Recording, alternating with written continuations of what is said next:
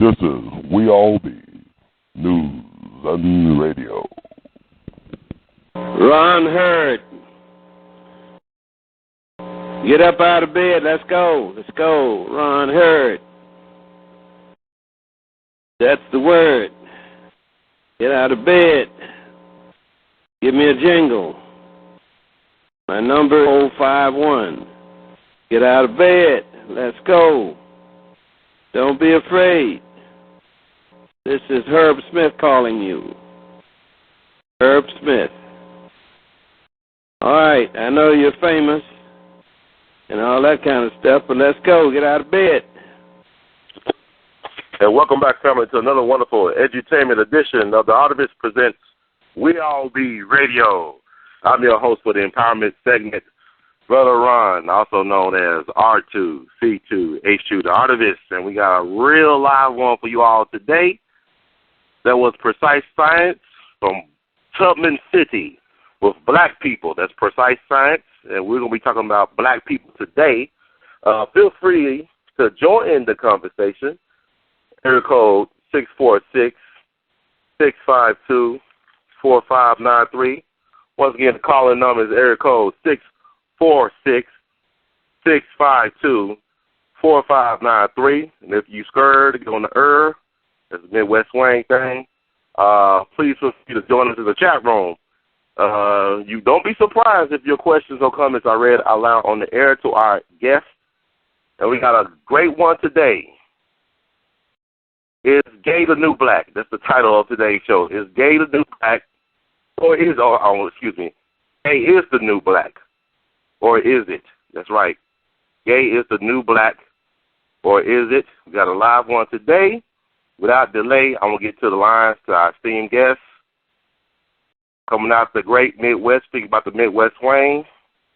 Got the one and only Sister Renee Bass. Miss Legit 816, are you there?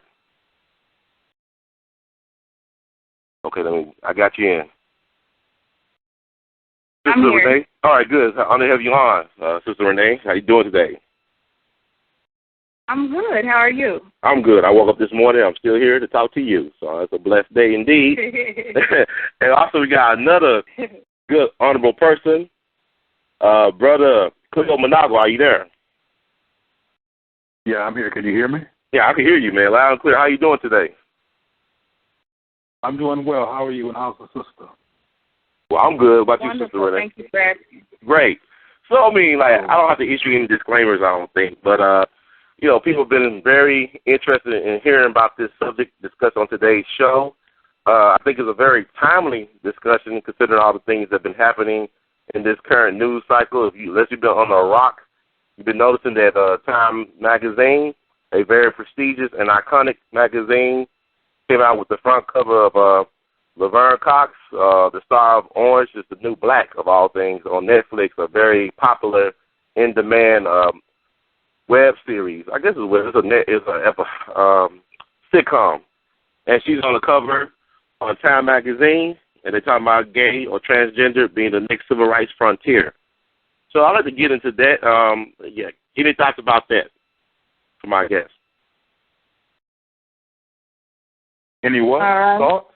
Yeah, about the Time magazine cover that came out or was coming out this week. Well, I'll let Ms. Bass go first. Okay. What I think about it is I think it's awful. And I say that because for Time magazine, they rarely let black people on the cover, as is. You rarely see black people on the cover of Time magazine. And for this particular person who's on the cover, they were in one season of this show, Orange is the New Black, which I love, by the way, which was a great show. But they're in one season, it's been thus far. And yet they're on the cover, and they're being used as a representation for this whole kind of movement. And I think it is, I think it's awful because I believe black gay people are being used to represent the gay community and to further the cause or the gay community's cause. So I was not pleased about that. I don't think that's a good thing. Okay, Brother Cleo?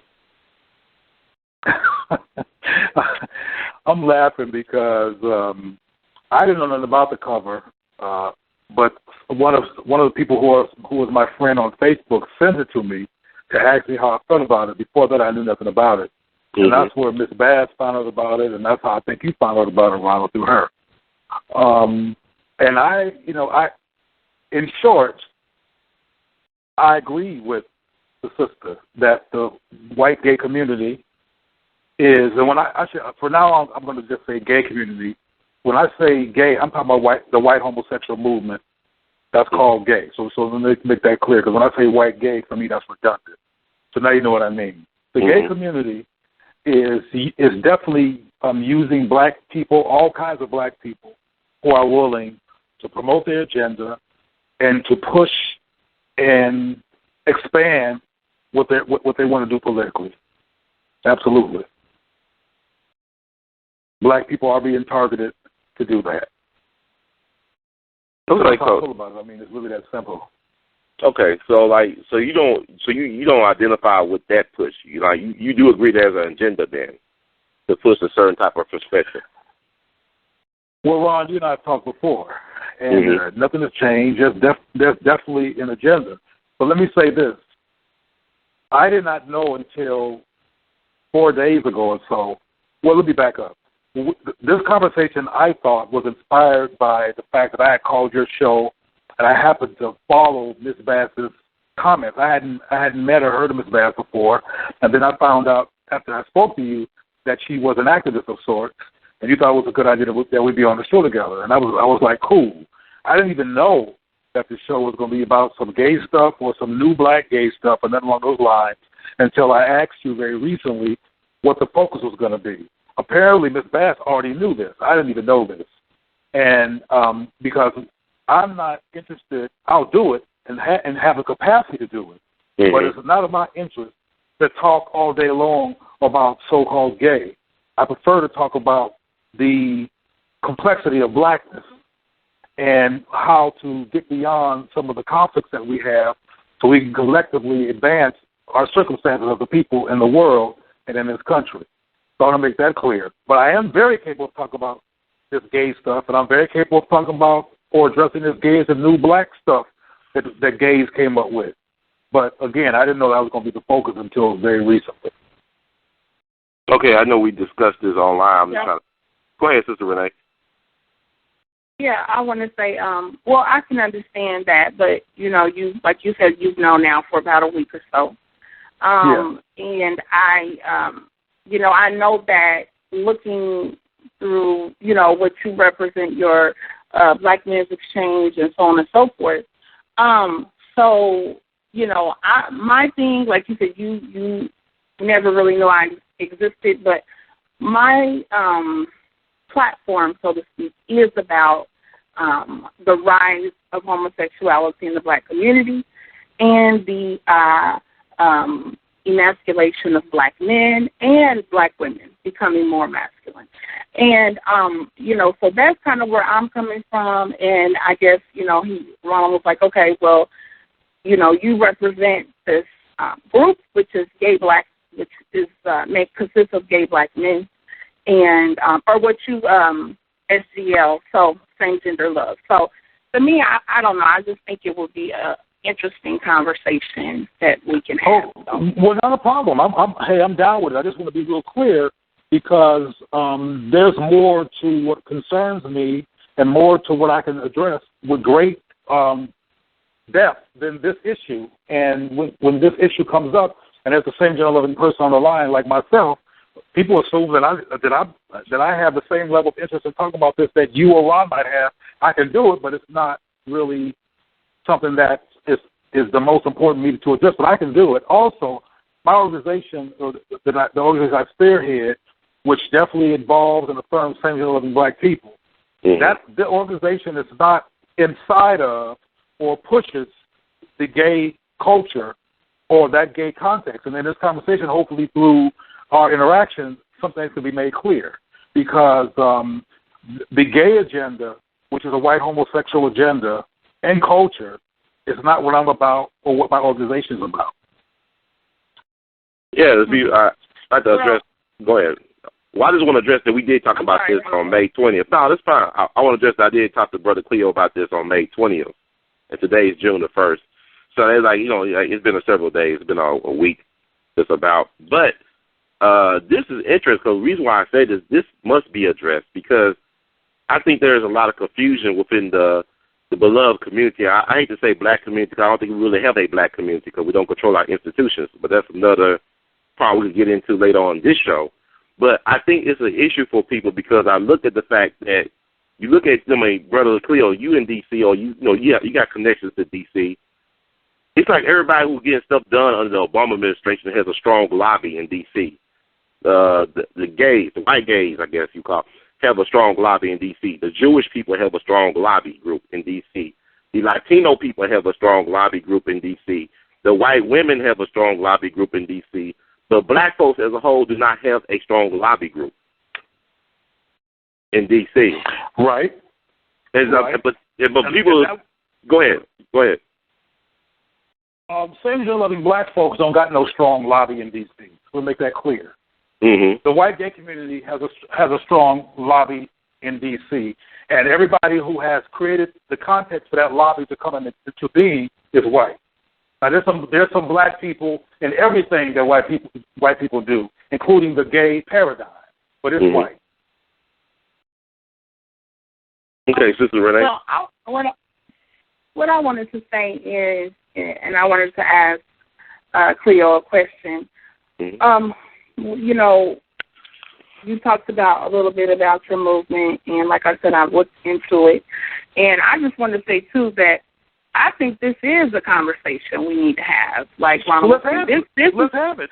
Okay, let's have it. But my question to you is, so what does your movement consist of as far as with the SGL and the Black Men's Exchange? What is your movement about?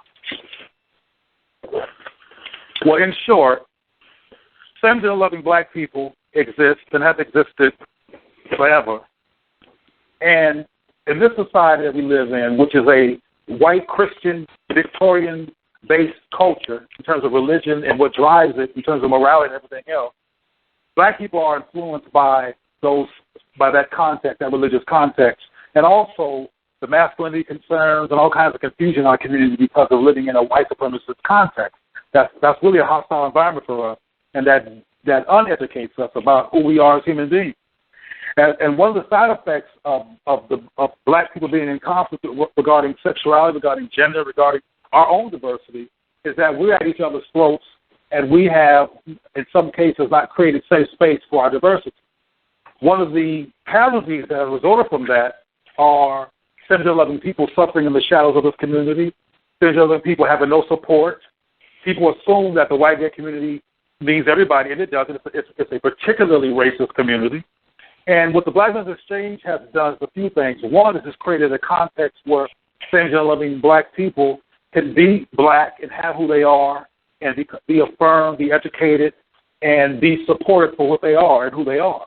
It also has created opportunity for black people across our differences to unlearn some of the myths that has us in conflict, and it's built bridges. It's built bridges between black people so we can, to the extent possible, work together on behalf of our collective because we have some work to do as a people that have been actively disunified.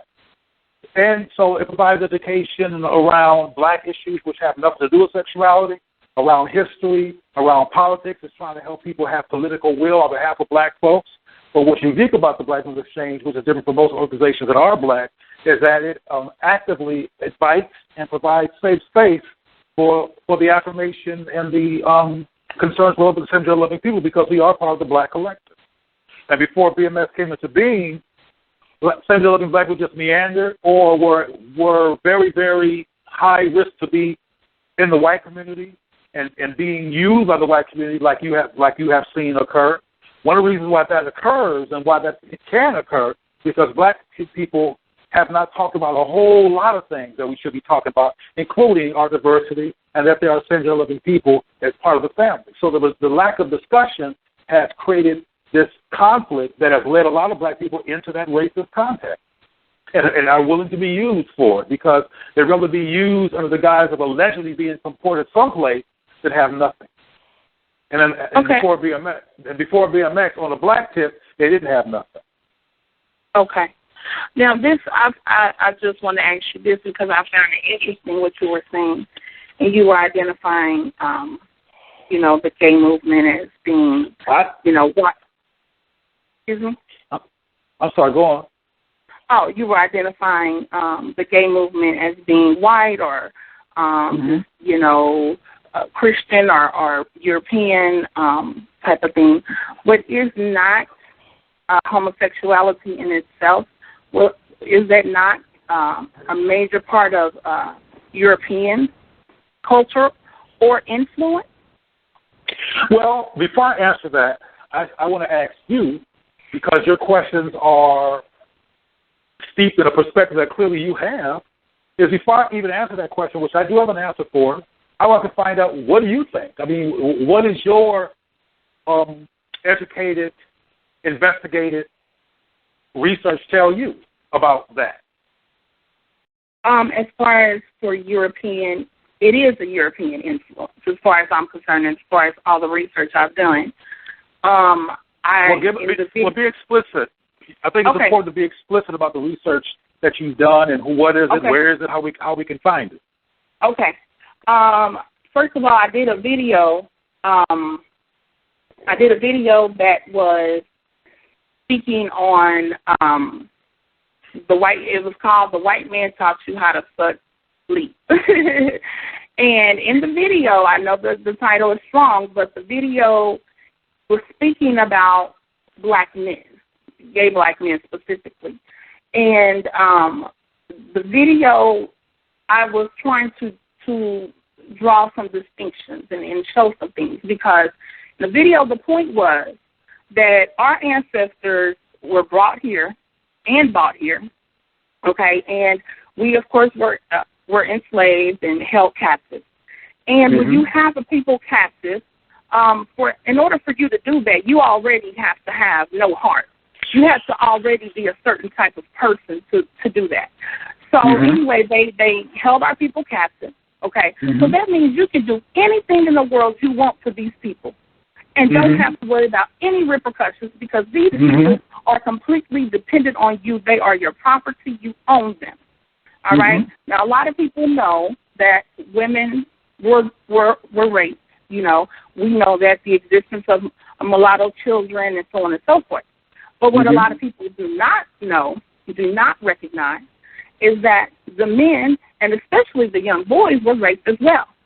That's and that they had many times sex farms and different things of that nature. Now, they would dress up those young boys in dresses and so on and so forth, makeup, whatever, the women of their day, what they wore. And they would force them into sexual acts with white men. And same thing with buck breaking. You probably know about that. And they would take the biggest, strongest bucks, and they would sodomize them publicly, in front of their families, their children, other slaves, so on and so forth. So these type of things, I feel, these type of things had a lasting effect. And what happened is the abused became the abusers. And I feel this is what seeped into our culture. And then you had it become an underground thing, because the fact of this DL and the fact of molestation, all those things trace back, way, way back. And the fact of the matter is, we were used sexually. We were used in many ways, but we were used sexually, and a lot of perverse acts were done to us. And my feeling and my belief is, for African American people, that still resonates with us to this day. And that's how it seeps into our culture, because I don't feel like homosexuality, and from all the studies that I've done about it, and through the slave journals, they never talk anything about this. And you can it's very easy to see in Greek culture, the Roman Empire, it's very easy to know that they believe in pederasty, bestiality, and homosexuality. You cannot find those things when you look in African history. We had distinct roles for men and women. We come from people that were about kings and queens.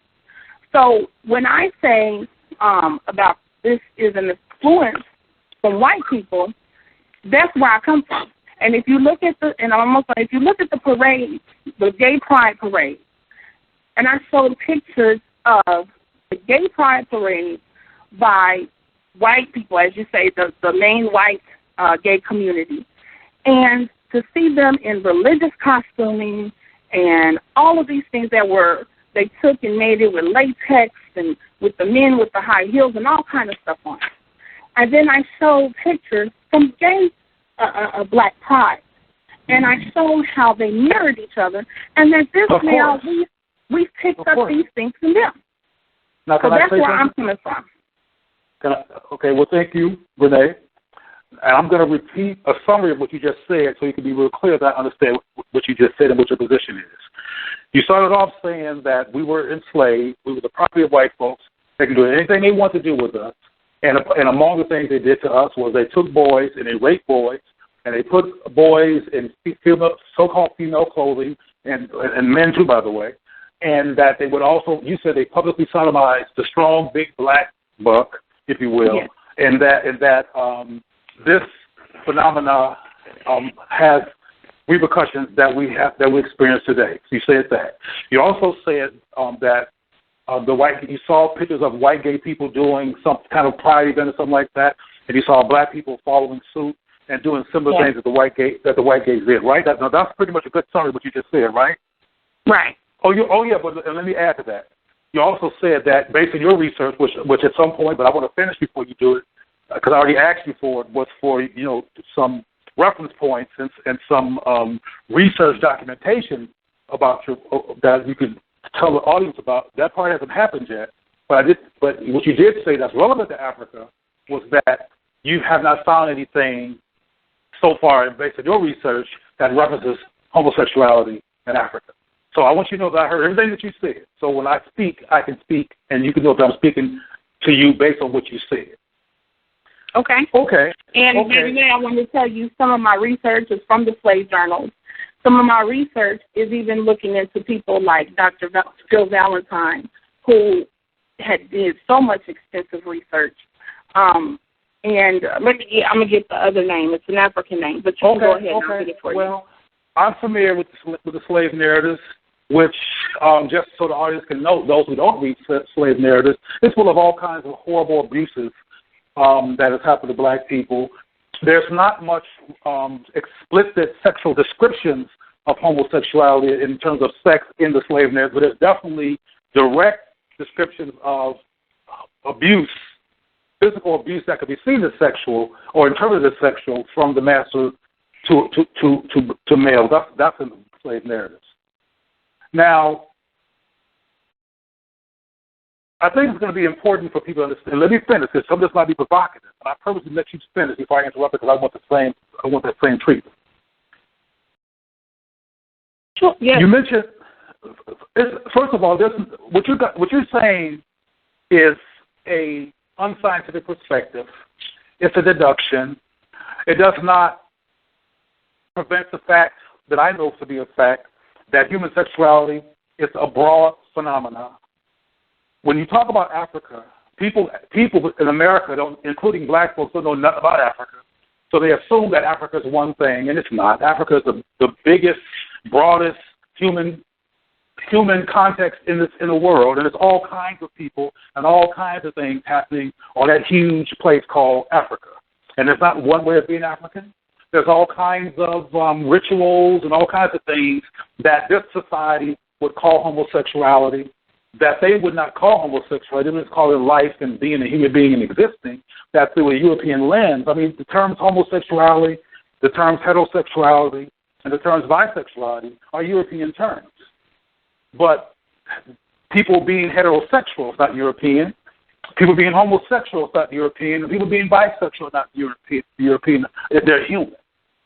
And if you study African cultures, particularly West African cultures, including Eastern and Northern cultures, and definitely Northern culture, and the Islamic culture, which is alien to Africa, but that was brought over there, but all kinds of natural and unnatural and indigenous and non-indigenous cultures. You'll see all kinds of things occurring on the continent. I personally, before I even get to some research stuff, I am a singular-loving man right now talking to you. I know my history. I know my story. I know my personal development. It don't got nothing to do with Greece. It don't got nothing to do with some man being enslaved and had a dress put on them during slavery. There were no men in dresses who were enslaved in my life as I grew up. I developed as a human being naturally, as a human being developed. And I can tell my personal story, and I know that who I am is who I am and what I am.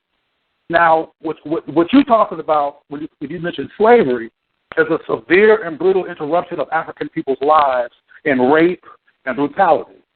But that occurs does not stop the fact that humanity is diverse, and it was diverse before white folks showed up.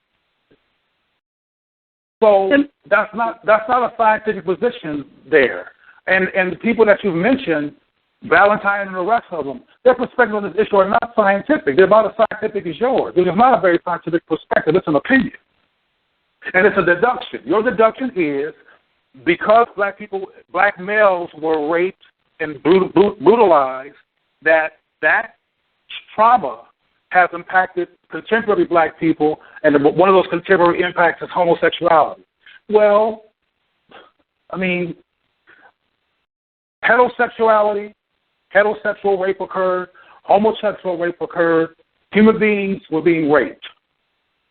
And people came out of that experience all still the way human beings can be. This whole Greek thing, it don't even make no sense. There's not even any correlation to West Africa, where we're from, and Greece.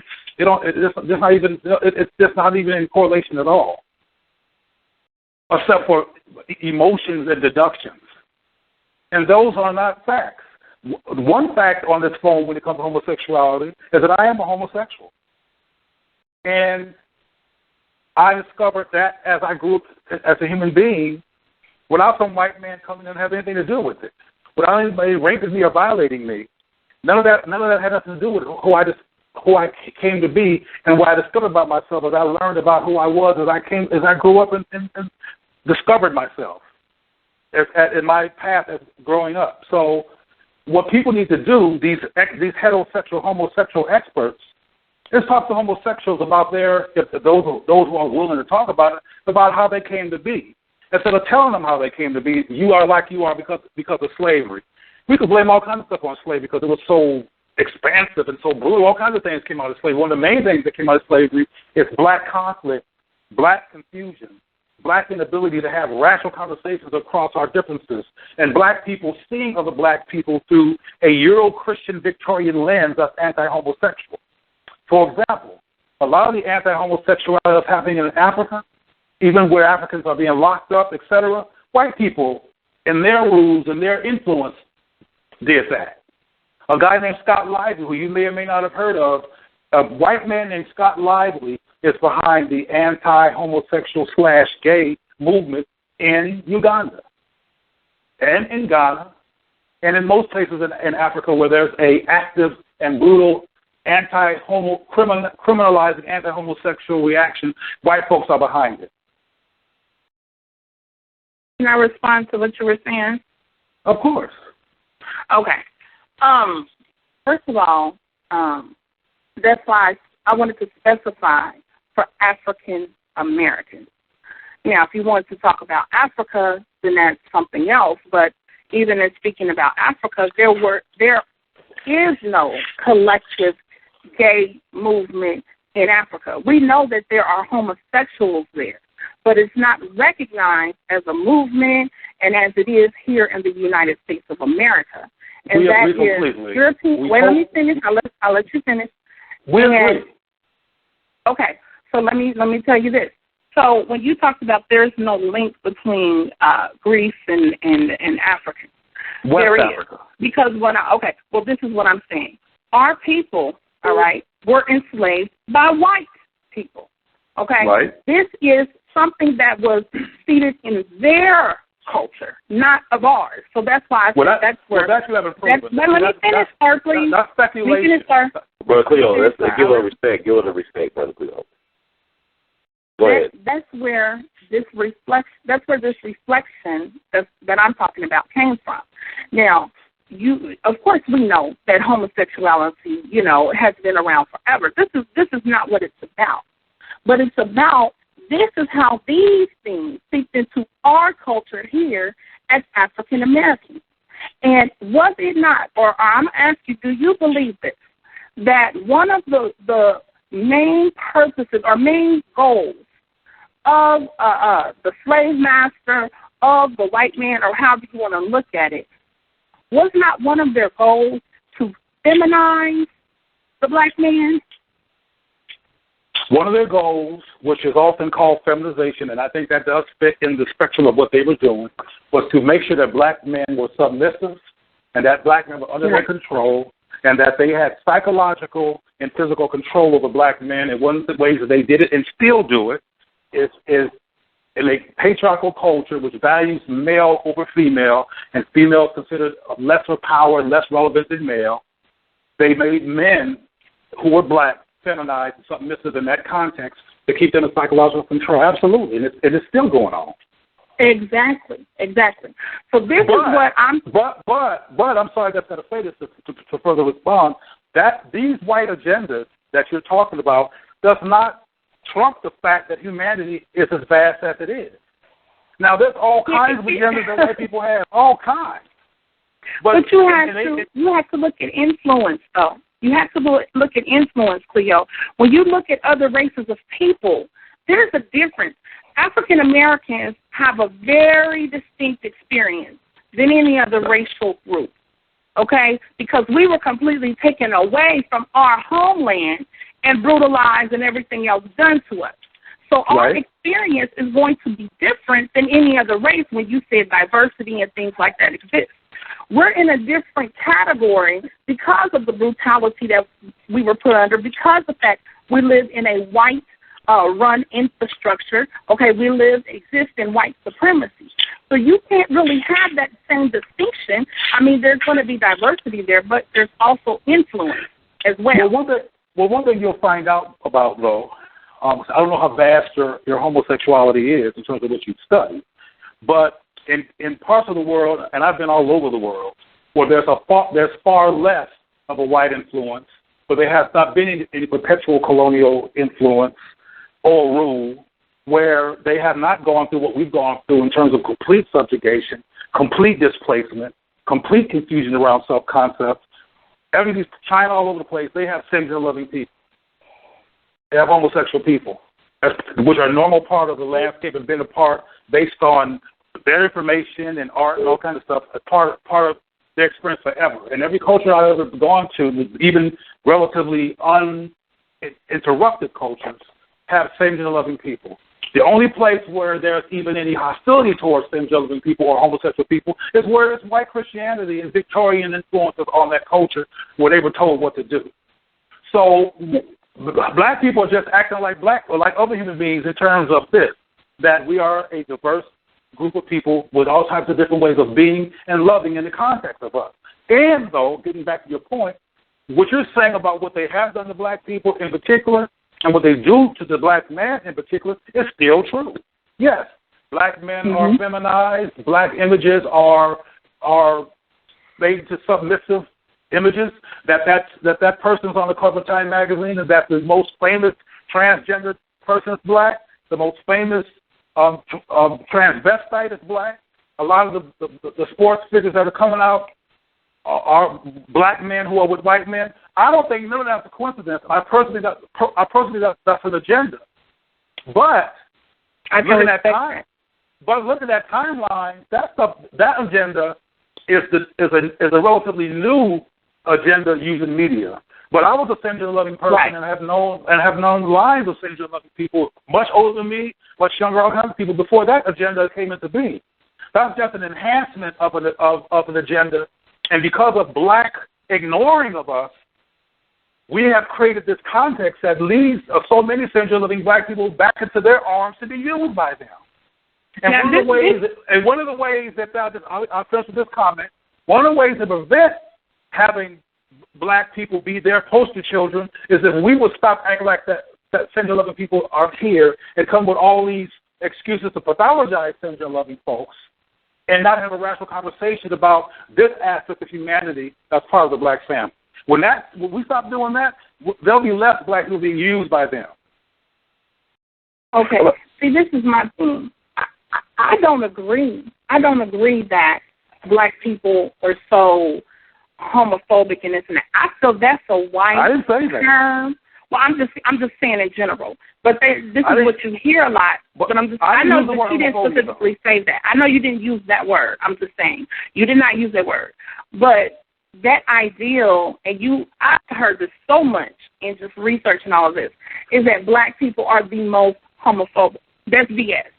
And I don't buy that. I don't accept it. Because in the black community, let me finish, sir. I'll let you finish. I know, but you're going on the tangent that has nothing to do with me. But can I finish? Brother Cleo, let her finish. Go ahead and let her finish the top, Brother Cleo. Go ahead and let her finish. I didn't disturb you. And be civil about this. That's my thing. Okay. Mm-hmm. I am civil. Oh, I mean, yeah. In the black community, in the black community, we have been known for accepting everybody. Now, this is the thing. We didn't necessarily sit there and promote it. We didn't necessarily sit there and blast it out everywhere that we're gay and we're here to stay and all this kind of thing like you see happening now. That wasn't done.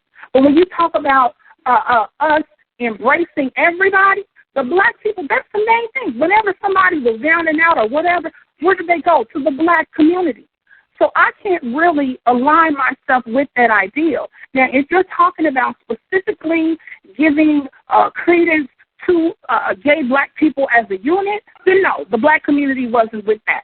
But if you're talking about embracing our people, we're knowing our family members are gay or homosexual, we know the people in the neighborhood down the street and this and that. Now, people may say slurs, people may say this, that, and the other. But when you speak about in general of the black community, we are encompassing of all people. Okay. I'm so sorry. Go ahead. Now, what makes me, first of all, let me just say this. There's no disrespect going on here at all. There's no uncivil intent going on here at all. When I interrupt, which I apologize for, it's because what's being said is not responsive to what I'm being said and has nothing to do with what I'm saying, and it's a whole other context which has nothing to do with what I'm saying. So I attempt to interrupt because it's a tangent that's not responsive to me. So let me be clear. I never said, and my work never says, and I've never written and never articulated that black people are more homophobic than anybody else. Have never said that. Have been one of the main advocates that I know about who has spoken against that notion. That has nothing to do with me. Most of what you just got finished saying around all these other things, that comes from the white gay community. And these conversations, which is why I interrupted, tend to be inspired or steeped in what white folks do or what their black representatives do, and it's not a black conversation. What I said earlier was, and this is what I'm saying because I know it's true, because I'm very clear about what I've experienced, is that same-gender-loving people, among other issues in this country, have not been rationally addressed by the black collective. Just like we haven't addressed a lot of stuff that happens in the black community that we need to address that stays on the sidelines because of we're reacting to something that white folks have done or whatever instead of dealing with our own issues. What I said was that because this community, black, my family, my community, does not rationally address the existence of same-gender-loving people and create safe space to engage that we are here, while hearing this crap from ministers and hearing the side conversations or the slide remarks that you just have finished admitting occur, having an environment of non-acknowledgement that only time there is any kind of acknowledgement that's negative, that has an impact that sends black people into the waiting arms to be used by white folks. I'm not saying, to be clear, that we're talking about what I said, anything about black people being homophobic, et cetera. What you said about embracing blah, blah, blah, I know that, and I've articulated those things. So okay. I know that. And it's all right if you want to quote the white gay community's agenda while talking to me, But I want the audience to know the difference between me and that. Well, I was just responding because you said about black people treating us so badly and act like we do not exist. And so that's what I was speaking on, what you said, and those are the two things that you were saying, and that's what I was speaking on. Well, bro, see, let me ask. I never said that I never said that black people treat us so badly. That's not a quote of mine. Okay. What I said was we have not had a rational engagement around the existence of single living people in a black community context. That's what I said. We treat each other bad. Sometimes we don't care nothing about the sexuality. We have a lot of self-hate in our community, and we treat each other bad regardless of that. So I didn't say that. You said act like we do not exist. So my thing was, that's why I responded, and I said that we've been welcoming to all. We've encompassed all. Now, that's why I said black people were not like, hey, we're gay. Hey, this is promoting it. But that does not mean that we did not love or accept gay black individuals. Well, you're using the term promote. Let's be clear here. First of all, you don't have to promote something that's already there. Nobody is saying everybody. From my perspective, inside of my work. Let me finish my point. Nobody's saying inside of my work, in my thinking and what I do, let's go promote homosexuality. Let's influence the world with homosexuality. That's not what's going on. Let's be clear.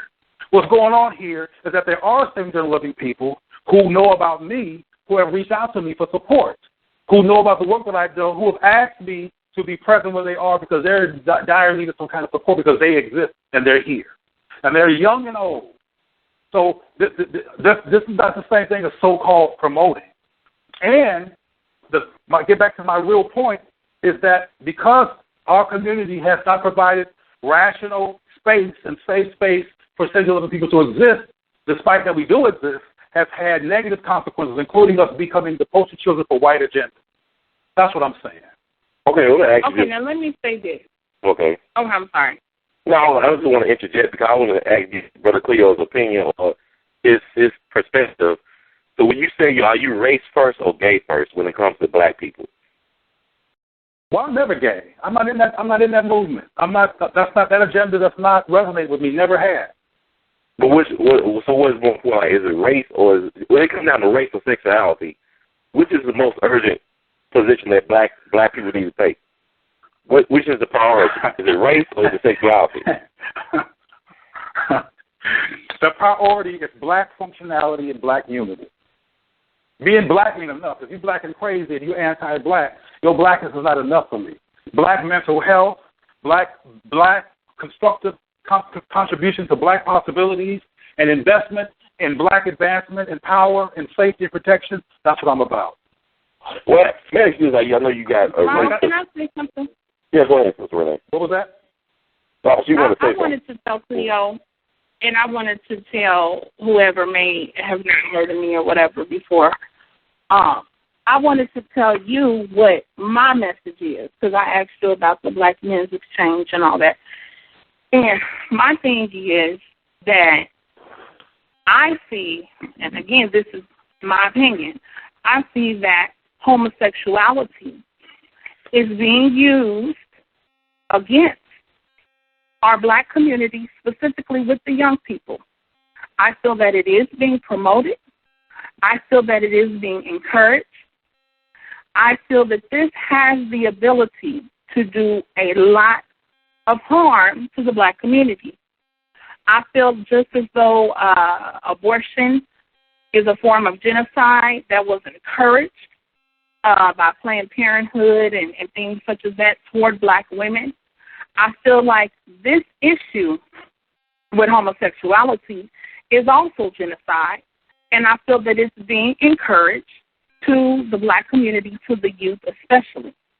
And when you look at things that black young people, especially black young men, are into, such as, hip-hop, basketball, football, you see in all three of those arenas, you see an attack with homosexuality. Now, these are three things that were always deemed very masculine when it came to black men. And you see now, just recently, within the last year or year and a half, you see more and more and more of this push in those areas. Even so much so that in basketball, they promoted and talked about this guy who was a college basketball player. He's not in the NBA even or anything like that. He's in a Division I school, and they put him out there. Glad did a thing with him. He's on the red carpet. He's this, he's that. They had him at some award. Now, what is that about? Now, the fact is that there have been, the fact is that there has been many gay white people who've been in sports and been in other things, but it's never been pushed to this level. You see interviews on everywhere, Good Morning America, this, that, and the other. You see covers of magazines. You hear about it all over the internet. They've done studies on Michael Sam, this, that, and the other.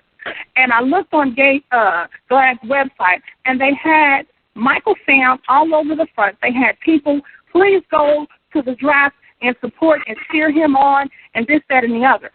And then that whole fiasco they had on ESPN, where he's kissing and damn near licking cake off of this white man's face. Now, this is my thing. This is being targeted to our children. Now, if you are a grown man and a grown person and you have made that decision to do what you do, that's on you. I'm not talking about going in nobody's bedroom and what they're doing. But what I'm talking about is the influence it has on us. We have a community where we have something like an 80% single mother rate. So you're talking about a lot of black children who don't have a masculine or male influence in the first place. They're around nothing but women and raised on nothing but women. You're talking about kids who may not have a lot of supervision or guidance because the parent is working so much. You talk about kids when they get into adolescence, they listen more to their peers than to their parents. So when something becomes cool and hip and a trend, it has an effect. So that's what I'm talking about. Okay, now let me respond, because you say a lot. Okay. One thing that you would know if you did research on real black people as opposed to these other contexts and these deductions is that black people, regardless of their sexuality, tend to be quite, particularly in the past, things are changing now because of external influences, but tend to be relatively conservative. Gender-loving people, black people, tend not to sexually act out and tend not to sexually perform in front of children, probably less than heterosexual people do. We normally just don't do that. So first of all, everything you just mentioned around Michael Sam's and the basketball player, every single solitary moment of that was orchestrated by white folks. Black people don't got nothing to do with it. Secondly, let's get to the point of remedies here. Let me finish this point. Right down your point, because I want to hear what you have to say, Ron, because I think your voice should be in this conversation. But I just want to say this. Okay, go ahead. The remedy to all of this, that's why I started off my statements about talking about how conservative a lot of gender-loving people tend to be. The one remedy to all of this kind of stuff that is out of control influences from an external source on black people is for black people to start having rational conversations and engagement around gender-loving people in our community. Then these external sources won't have so much power. The reason why external sources do what they can do and do what they want to do and play black people like toys is because we're so busy in too many cases arguing between each other about stuff that we don't even know, that we have not even had a conversation about yet, and we're in conflict, and everybody on the outside who wants to come and uses us at will because we're not productive or focused. So where's the gay black community then on this issue? If this is white people doing this, where's the gay black community? Well, first of all, there's no gay black community. There's gender-loving black people who live among black people. And it's a community that assumes that it's marginalized. It's a community that assumes, because it does not have any rational engagement of its existence, it assumes that it's not invited. It assumes that it's not safe. So it doesn't. People have lost jobs. People have lost their family. People have dealt with stigma. People have become afraid to be completely who they are in the presence of their own family. I'm a black folks now because of the lack of rational engagement around our existence. So that's where they are. So what they do, what some of them do, not me, let me make that real clear, but what some of them do so they can feel some kind of affinity around being a gender-loving person is running the white folks. Now, the reason some of the reason some of them don't do that no more is because of the organization I created. They run into black folks now, but not to promote homosexuality, but to promote support and mental health and wellness and well-being as a traditionally marginalized person. Because see, one thing you don't realize sometimes when it comes to black men in particular, but women are oppressed as well regardless of their sexuality, is that when the cops come are knocking or feel like being brutal, or when they follow people, a brother around as a security guard in a store, they didn't ask people. Nobody knew what Trayvon's sexuality was. His murderer could care less. Absolutely. I'm a black man. I walk, talk, smile, drink water, do everything else that a brother do because I'm a brother. And white supremacy does not care. No. So everything that black men go through, without exception, whether it's incarceration, whether it's whatever, I go through it too. And my brothers and my sisters go through what they go through as black human beings. And despite the struggle that we all have in common, we still fighting with each other and hearing stuff about we don't exist in Africa and blah, blah, blah, blah, blah, which some of us... So why is that blah, blah, blah? Let me finish. Some of us, not me, but some of us find that offensive and dismissive, so we don't say nothing. Well, so that's asking your question about, well, why aren't they saying anything? That's the answer to the question. Okay. I agree with you. Okay, we found something we all could agree upon there. I agree on some of what he said. Yeah, so I want to intervene. I asked Baba Dick Gregory a couple months ago about the Michael Sam thing. I'm going to play what he said about the Michael Sam thing. Also, I'm going to offer another narrative or a different perspective that needs to come up and people need to think more about. So I'm going to play that clip, and then I'm going to come back with something else as well. And I want to ask you this, too. I mean, it's like you heard about the Michael Sam, the black college football player coming out that's supposed to be getting drafted. What is your thoughts about that? I'm suspicious about it, right? Okay. Why would you come out before you get a contract? Who? And then what is it about gay folks now feel, oh, I got to come out? Huh? It's like all the black folks been passing for white. Huh? And so they say, oh, I'm coming out the closet. And then all at once everybody say, oh, I feel bad. I ain't buying that crap, man. There's more to it. I was talking to Leo. We talking about him coming out before he's drafted, right? Mm-hmm. I think somebody maybe even gave him some big money. I'm thinking the same thing, Brother Gregory. It's a guarantee he's going to be drafted. You ain't got nothing to lose. Right. But they're going to have to draft him, though. They're going to be under pressure to draft him. Huh? I think they're going to be under pressure to draft him. He's guaranteed a spot, by him coming out the way he did. And I think somebody gave him a lot of money up front, and they're going to still give him some more money once he becomes a professional player. Yeah, well, how many of the owners you think is gay? Huh? You think as long as professional, ain't no gays that own one of them franchises? I believe that, because it's funny, because the commissioner now, Roger Goodell, he has a gay brother, and the commissioner before, Paul Tagliabue, his son is gay. So there are some gay owners out there in the football league. And so how does that help the gay liberation movement? Huh? Ask yourself. Yes, sir. You got a gay football player like ain't no other gay football. Let me tell you something. Wait till there come a big movement to start pulling the cover off of white folks, black folks who've been passing for white, like J. Edgar Hoover. Mm-hmm. Okay? And so you got so many black folks been passing for white that and so who cares? Who cares? I mean, them passing for white mean they didn't care nothing about black folks in the first place. Just get out the way and get over there with them. No, that was Brother Dick Gregory, Dr. Dick Gregory, a couple months ago before the draft with Michael Sam. But what I want to say is the fact that I'm disturbed by how they are using black people as mascots or Trojan horses for this white supremacist agenda. That's what it sounds like it is to me. I call it a Jackie Robinson. I don't even call it a Trojan horse anymore. I call it a Jackie Robinson. But what people don't realize what Jackie Robinson, what that movie 42 alluded to, that was not about morality. It was not about ethics or right or wrong or good or bad. It was about money. Because at that time when Jackie Robinson was led to cross over into the quote-unquote major leagues, the Negro Leagues was making way more money than the major leagues was. And every team, with one exception, was owned by black people. the principal owner of every major league team, or Negro League team, was owned by a black person except for one. Which one was that? The one that Jackie Robinson came from, the Kansas City Monarchs, which was owned by J.L. Wilkerson. We had a relationship with Branch Rickey. You see, this is what they do. I mean, what we're not talking about, people are so quick to blame the black folks for their problems, for their pathological problems. But what we don't really talk about, I remember what Chris Rock said several years ago on his stand-up comedy special, that the media doesn't kill anybody. The media is killing black folks every day. We do not control the image that is projected throughout the world.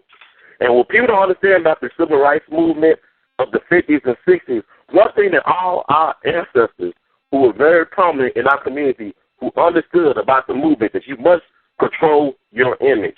You must have newspapers. The reason why we know about Emmett Till is not because of the New York Times, it's because of the Chicago Defender, Jet Ebony, black-owned newspapers, the Pittsburgh Courier. We had a race beat. So it's kind of puzzling me now, in the day and age of all this technology, there are no more really big black media companies. They're all owned by white companies, white corporations. So if you got 6 corporations controlling 95% of what we see on TV and the media, then we have a problem. And Phil Black will start talking about controlling that media, because the media could be the biggest bully on the block. They could beat for submission if you accept what they're giving you. Go ahead, sister. Let me say this, that, and I want to respond to what Cleo said before you play the clip. But the thing is, I'm going to say this to Cleo. The thing is, I hear what you're saying, and I agree. I completely agree when you say you are seen as black first. That's why it does bother me that a lot of gay black people will, once they come out openly as gay, they align with the gay community and not the black community. And you will see them, well, let me finish. You will see them protesting or for gay rights and gay marriage and gay equality and all this. But however, when you are driving down the street, that police officer don't know you gay, but he see there's a black man and I'm going to pull him over. So we need to be aware of what's really going on. Now, this is what I want to say to you, though, Cleo. I understand where you're coming from, and I agree with some of the things you said. But with you being a homosexual black man, same-gender-loving black man, okay, and when you talk about the white gays and versus this, that, and the other. Now, since I've been doing these videos and then on Blog Talk and different things, I have received hundreds, if not more than that, but hundreds and hundreds of messages and responses from people, from mostly gay black men. And overwhelmingly, and many of the ones who I've interviewed to start getting research for my documentary have told me this is good, that we coming out, and people are seeing us, and they're recognizing us, and they know what we're doing, and we don't have to hide no more, and we're out here and this and that. They see all of these things as being good. So my thing is, if you are, you're head of this organization for gay black men or homosexual, same-gender loving people, then I think within your community, if you feel this way, within your community, there's some things there, because there's a disconnect. Because what I hear from a lot of, and that's the thing, we got to think about the young people. See, that's the thing, we got to think about the young ones. And they are thinking this is good. Sister, you talk just like you write on Facebook. You talk in a very layered way, and you talk about all kinds of stuff. And I'm going to try to address all of it. But and then you had the nerve to bring Big Gregory stuff in. So I got a lot to attempt to remember and respond to. But the thing that comes to mind immediately is that you talked about how these black people keep coming out and aligning themselves with the white community. Well, first of all, that whole situation is orchestrated and constructed by white people and black people who are willing, and in my opinion, confused enough to be used by them. I don't get used by the white gay community. Matter of fact, the white gay community works hard on making sure nobody knows I exist. And the white gay community works very hard on making sure that people don't know about the Black Men's Exchange. They work very hard to marginalize me. One of the most widely circulated articles on me calls me dangerous. And if you go online and write dangerous Cleo Manago, okay, so let's be clear here about how black people who are pro-black are treated. Because there's confused black people who are heterosexual and homosexual. There's heterosexual black women and men who get used by the white media every day, all day. And a whole lot of the sports players, the musicians, etc., heterosexual men are running around with a white woman. And some of the black women are running around with a white man. So this phenomenon in terms of aligning with white people ain't just homosexual by a long shot. No. It's black confusion regardless of sexuality.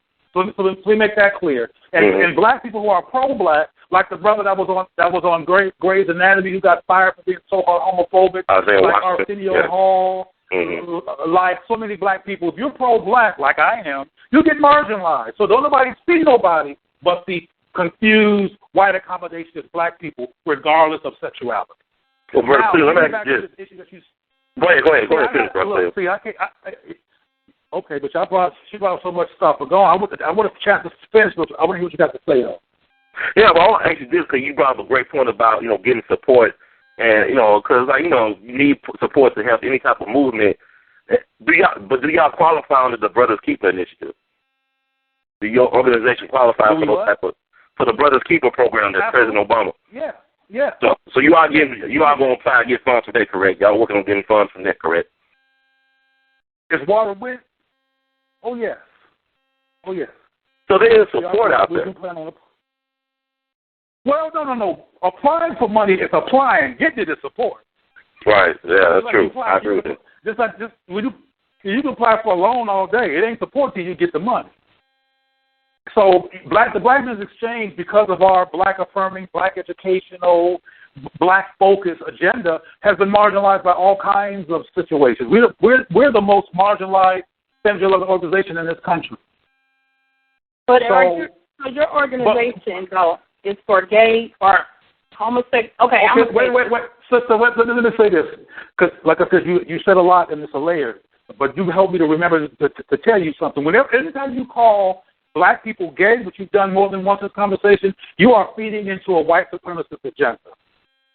Because gay is white, gay is a white political agenda, and gay don't care nothing about black people. And I don't call stranger-loving black people gay.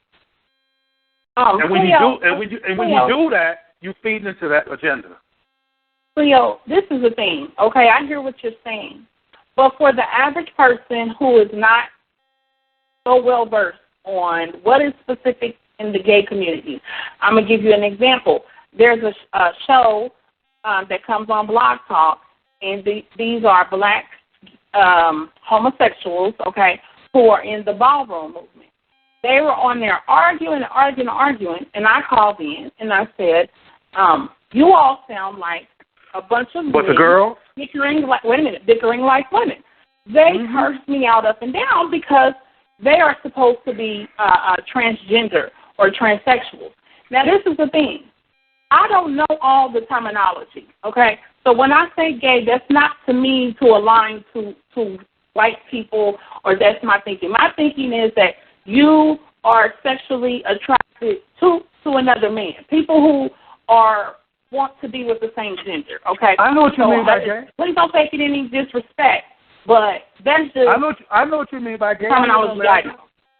Okay. I know what it means. I know what you mean, but you sometimes imply that you have some expertise. I'm trying to add to your pile of expertise.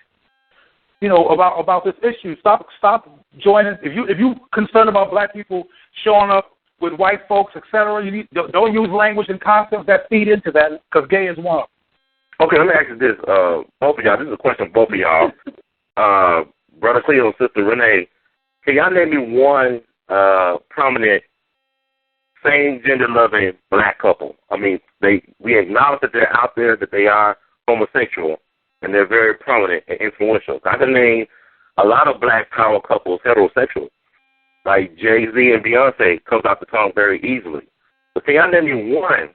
So my problem is this. I look at a lot of the prominent black homosexuals who are in media, people like Don Lemon, Robin Roberts, the brothers who do the workout video stuff.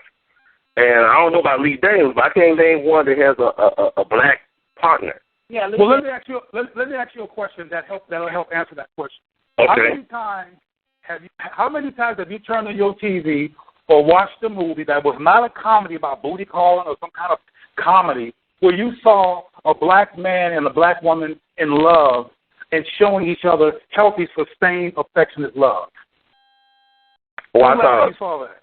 Well, I saw that yesterday. It was actually a DVD I got from Redbox. I ain't talking about no DVD. We can show anything on DVD. I'm talking about media. The media, like, on TV. I already know the answer, but I'm going to let you go on and say it so you can say it for yourself. Well, because we don't control the media. It goes back to my thing. We don't control our image. Thank you. Well, thank you. I'm talking about people that actually got a real relationship. I'm talking about, like, outside of the media. I'm talking about people that got a real relationship. No, there's two things that you need to consider. There's two things that you need to consider regarding the answer to that question. Number one, Hollywood to this day does not show, endorse, support, or affirm black-on-black love, period. That's why I asked you, have you seen a man? Let me finish my point. That's why I asked you, have you seen a man and a woman loving each other? And the answer is no. Now that you go buy a DVD and have your own inside your house television station. Secondly, same-gender-loving people, as I said very early in the conversation, do not feel, in many cases, like they have safe space to be who they are in a black community context because we don't create rational space to talk about our diversity. I've said that 5 times in this conversation. That's part of the answer as well. Also, another part of the answer to the question is that gay is not a context that a lot of same-gender-loving people feel comfortable with, and they're not going to come out identifying as they are in that context. And if people keep on insisting on throwing black people in that context, you're going to have black people who insist on not coming out because they don't feel comfortable, or like myself, that kind of represents who they are as a person of African descent. And those are the real issues.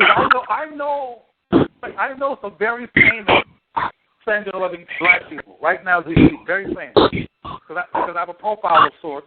Many of them have reached out to me personally, and I know some high-profile same-gender-loving black couples.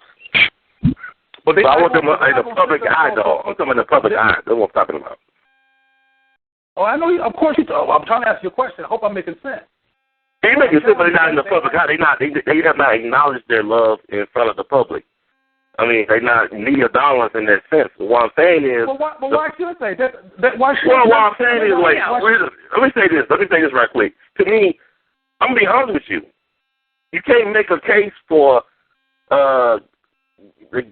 homosexuality being a black liberation issue if you're afraid to share it and show it and educate them. You can't make that case because I'm black 24/7.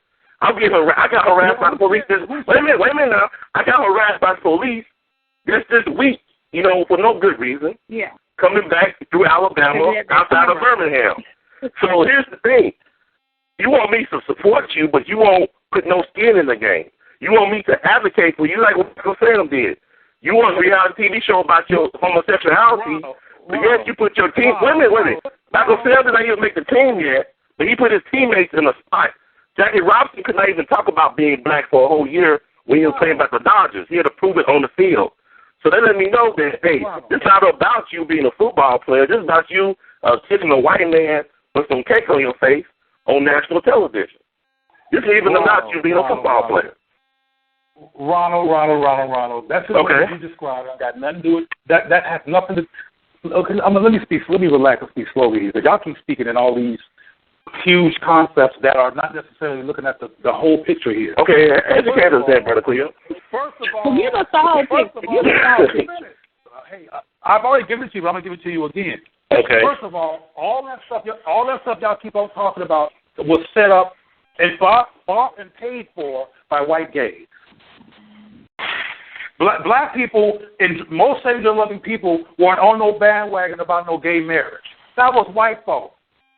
And they had a few black wannabes and latcher-ons, which all white things have, who were in that number. But that was a white movement and a white agenda, number one. Number two, I didn't ask nobody to advocate for me. I didn't ask nobody to do nothing except for be decent and don't be a hypocrite. Don't not create space for the rational engagement of our diversity and then complain that we're not present. That kind of space has to be intentionally created. So we can have family dialogue and come together as a people and work on behalf of the family. So you can't keep on doing this marginalization and attack or ignoring and hear these voices. But I want to be clear. I didn't ask for no advocacy. I didn't even ask you to let me be part of nothing. I am a part of the Black liberation struggle. I don't need no permission. I am a part of the work that advances Black people. That's just the way it is. I don't have to sign nothing or buy no ticket. Cleo, I got some questions for you. And I'm asking some questions, and I want you please to answer. One at a time. So one at a time. Don't ask those one at a time. Okay, I'm asking some questions. My first question. Okay. Now, when you talk about SGL and same-gender love, is that in an attempt to soften the image of homosexuality or soften the term homosexual so it gives it a more favorable tone and so that people are maybe more accepting of hearing that versus hearing this man is a homosexual? Okay, now you going to let me answer that question? Yeah, you going to listen and let me answer the darn question? Absolutely. Okay, thank you. First of all, your questions are loaded with a perspective. For example, you said, are you trying to soften the blow, blah, blah, blah, and all that soften the blow stuff came from you. It has nothing to do with SGL. It has nothing to do with its intention. That's all you. So I want the listeners to understand this soften the blow, blah, blah, blah stuff. Okay, now let me answer the question. First of all, when Black people went from nigger on the few days that we did to Black and to African American, wasn't the soften the blow of Negro? But I asked you a direct question, Cleo. Let me finish. So look, sister, this is relevant. You got to let me answer the question. I don't go on tangents. I stay on the topic. This is relevant. Okay. When black people went from Negro to Black, that wasn't to soften the blow of Negro. That was to be self-determined. That was to do things on our own terms. That was to love ourselves in our own image. It wasn't to soften nobody's blow. SGL is our way of loving ourselves in our own image as same-gender loving people. It ain't got to do with all these blow softening. That ain't going on. Gay and lesbian are white creations, white constructs. They do not affirm me in Black people, and it's crazy for Black people to love themselves or attempt to love themselves when it's impossible in somebody else's image and somebody else's ethos, particularly when it's a racist ethos, because the white gay community is very racist. So it ain't got nothing to do with these blows. It has to do with loving ourselves in our own image. It's really that simple. Okay. And now I think about two more questions. This one. Now, when I talked about that. But did you hear my answer? Did you understand what I just said, though? I guess, yeah. I mean, I suppose you don't identify with what you feel has been put out there by white people by those terms to define what your sexuality is. So you're using the term SGL. You feel that defines your sexuality and not the word gay. Got it.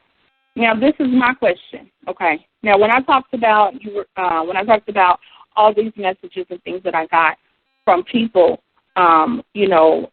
gay Black men or homosexual Black men, all right, who are younger, and in their 20s, I would say maybe up to like early 30s, all the way down, all right, and they were saying things like, "This is good," and I told you this is good, this is great. We're coming out, they showing us, they know we're here, all kinds of things. Okay, now with your group, are you doing anything to speak to the younger homosexual Black men, or to make them aware of this movement? Or are you as in a gay or in a homosexual your group? Okay, Black Men's Exchange. I'll say that. Are you doing anything then to combat this attack of gay white people against the Black community? Because you agree there's an agenda. So are you doing anything to combat that?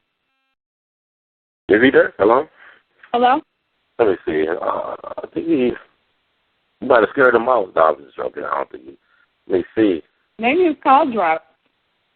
Yeah, his call dropped. I think it's Brother Cleo right there. Okay. Yeah. Hello? Hello, Brother Cleo. Did you hear that? Yes. Yeah, I heard all of that, but my call had dropped. So Okay, go ahead. But I heard most of that. Sister, yes. I mean, like I said before, the work that we do, you're not going to find it in the mainstream media and any place where you can have easy access to the depth of our work, because it's not white supremacy participatory. Yes, we're educating young brothers all the time. And there's lots and lots of, see, this, the reason I keep saying that what you keep seeing is orchestrated, those things are anomalies. What's happening with Michael Sams and those kind of people, that's an anomaly set by white folks. Well, I'm telling you, you're the outsider. I'm the inside when it comes to this culture. And that's not the norm. But that's on the outside is what matters, though. Let me on finish. the outside, because this is what society. Let me finish. Because what's on the outside is not orchestrated by you or me. It's orchestrated by white folks. Right. So if you want to know what's happening, you're talking to one of the leading experts on this community in this country on the phone right now. So I can tell you. Now you let me have to finish. recognize Let me finish. Okay. I live in the same, but since I live in the same society you live in, I don't live on Mars, so I know about what you're talking about. I'm telling you that the work that we do, which does involve what you just got finished saying, you're not going to hear about it. So in the midst of all your homosexual research, some time ago you didn't knock on my door.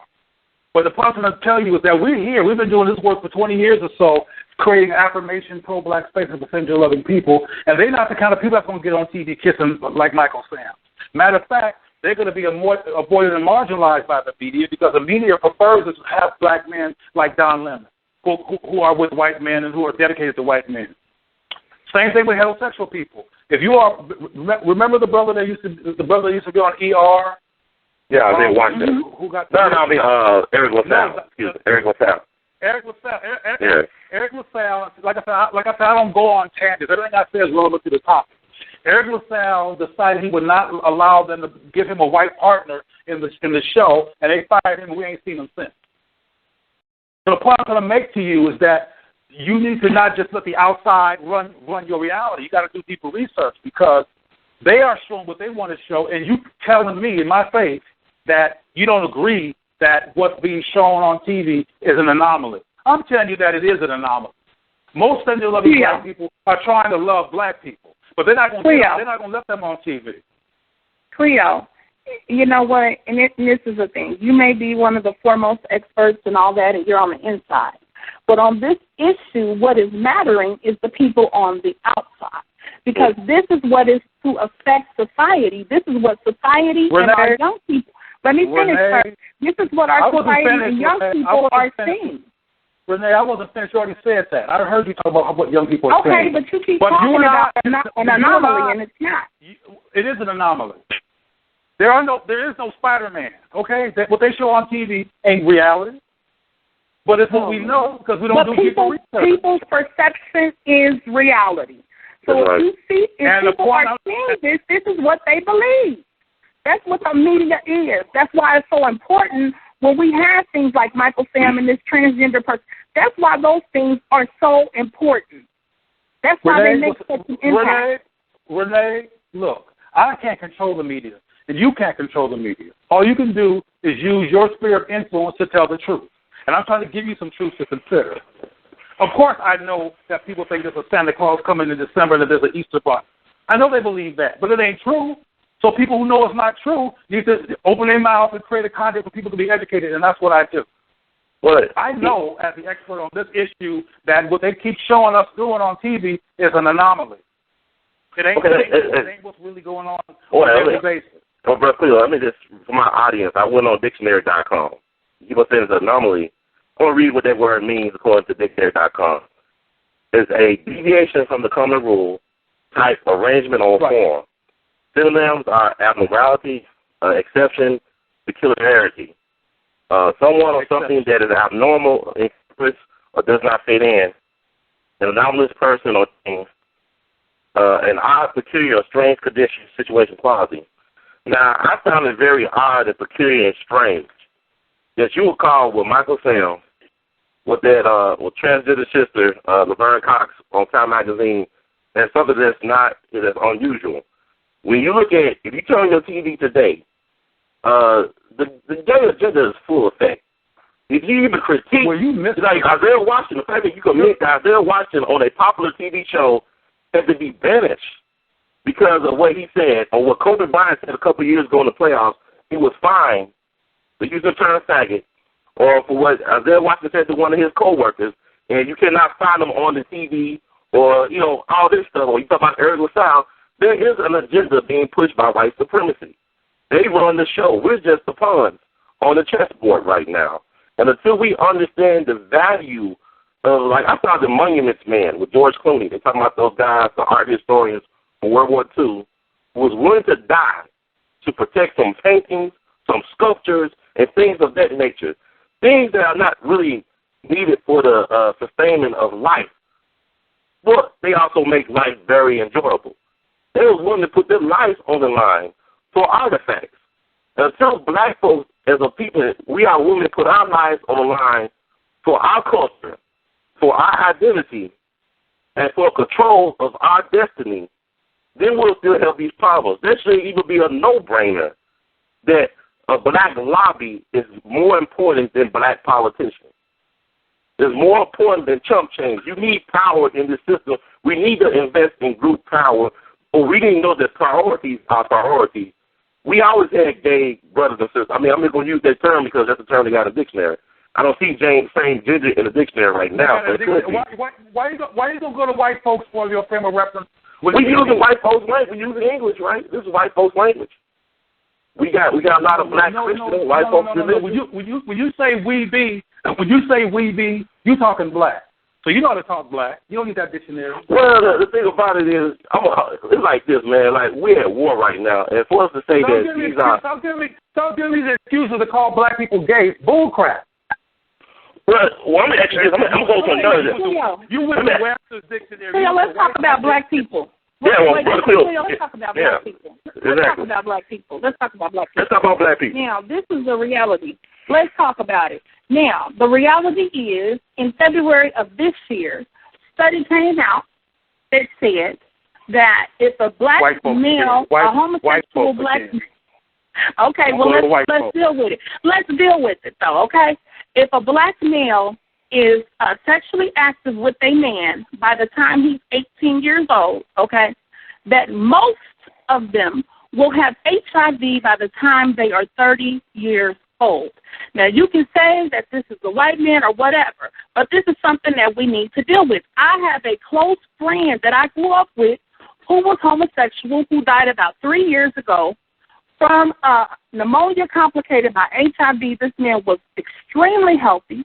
Nobody knew he had it, and he was gone in the blink of an eye. What's your point? Now, My point is, let's talk about that. So if you are in your group, wait a minute, I'm going to tell you. If you are in your group, and this is what you're talking about, and this is one of the things I don't like, is that we hear all of this stuff, which you can keep saying is white, but we keep hearing this stuff about homosexuality and embracing it and love, we love each other, and this kind of thing. But what we need to be showing, especially to young black people, because this is what I'm concerned about, my community and my young people, we need to be telling them the other side of homosexuality. We need to be telling them about the certain things that happen and the medical issues and all of the other things that come from living a homosexual lifestyle. We need to be talking about that. Let me talk about that. I'm a homosexual, right? I'm alive. Yes. Well, I don't got HIV. Okay? I don't have it. I didn't say you did. Let me finish. I don't have HIV, and they ain't ever going to have HIV. There's a lot of people who don't have HIV. And there's some heterosexual people that have HIV.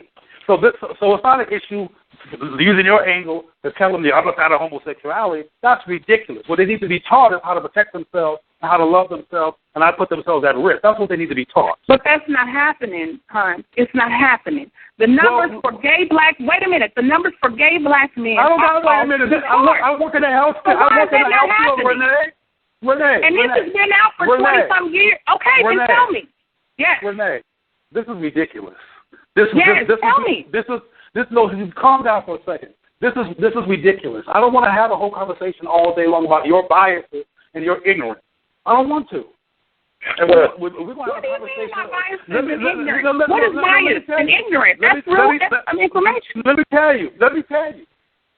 You keep on bringing up all this stuff to back up a position that you have that's ill-informed, instead of having a conversation with me about what we can have a conversation about. When it comes to HIV and AIDS, I know that still like the back of my hand. I know the statistics like the back of my hand. I can explain why they're the way they are like the back of my hand. You can't tell me nothing about no HIV.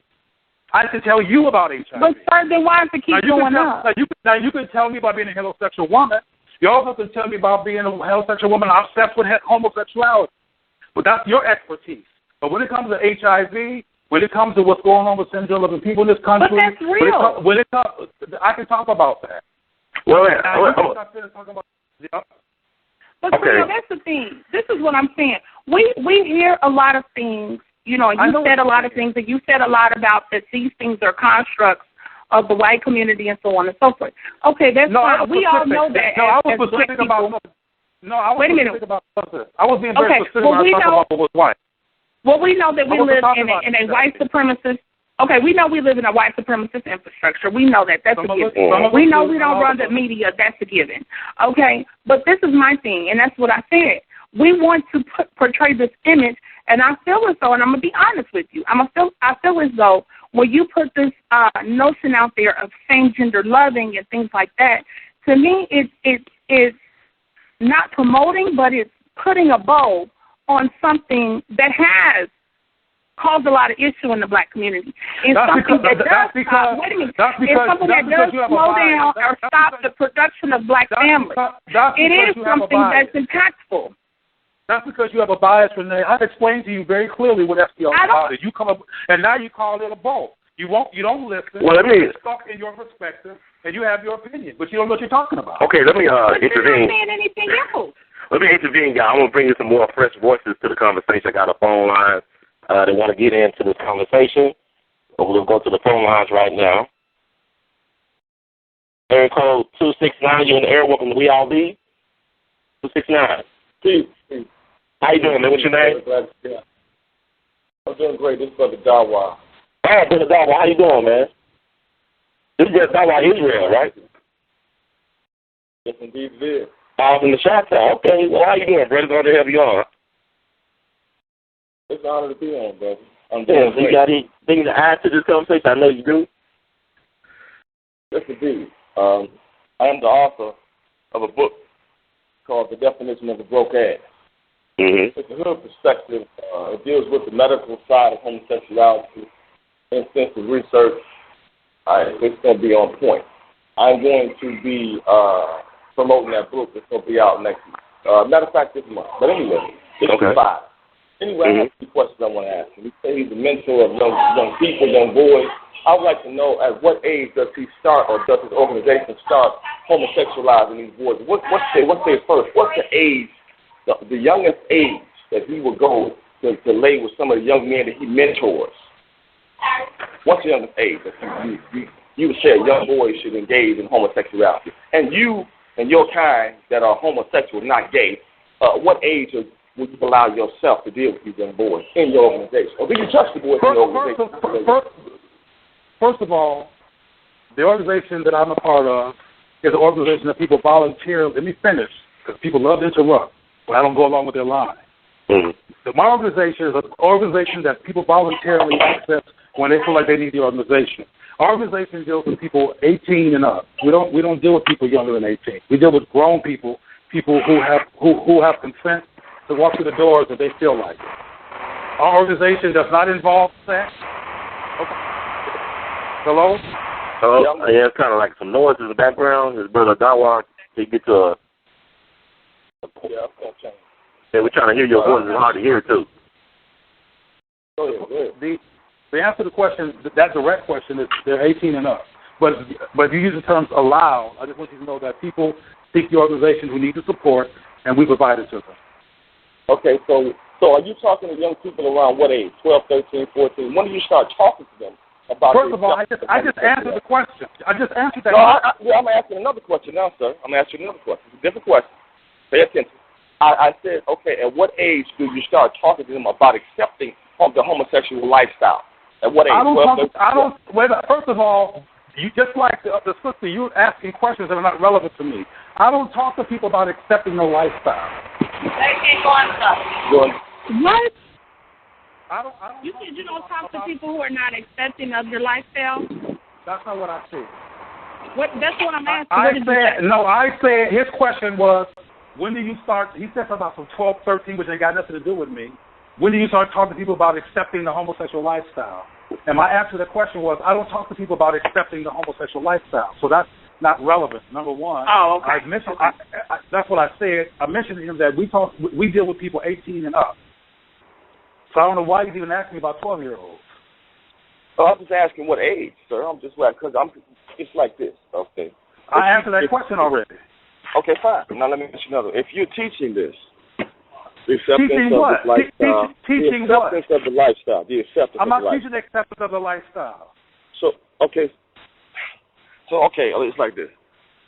If we allow you all to do what you're doing, to do what, brother? To do what? To teach homosexuality. But that's not what's going. That's not what's going on. Ronald, if he can't even tell the brother, we ain't teaching homosexuality. That's not true. Okay, we're certainly not talking to 12-year-olds about sex.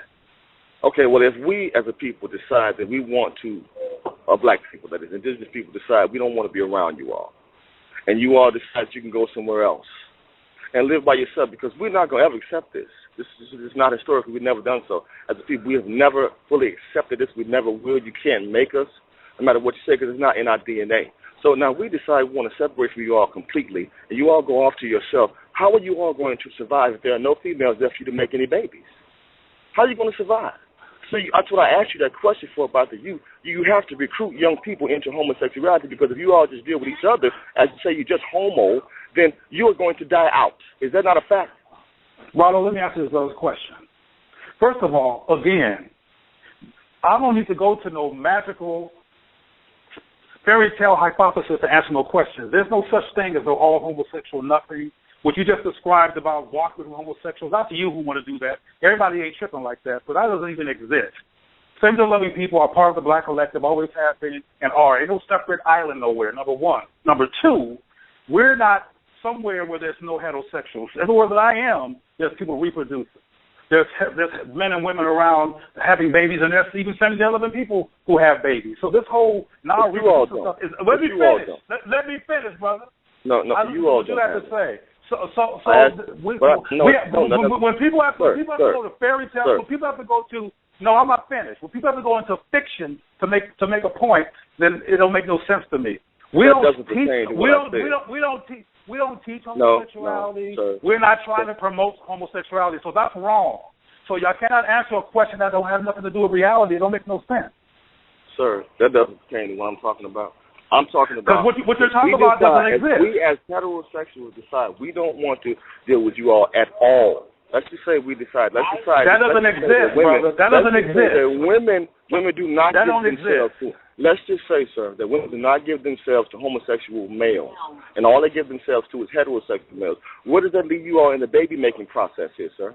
That's what I'm asking you. You will not make any children if women do not give themselves to homosexuals. It's not going to happen. Is it going to happen? Can y'all make let me tell you what does happen and what can't happen as opposed to something different. No, answer my question. Let me answer the question. Answer the question. Let me answer the question, brother. Let me answer the question in real life, not no hypothesis.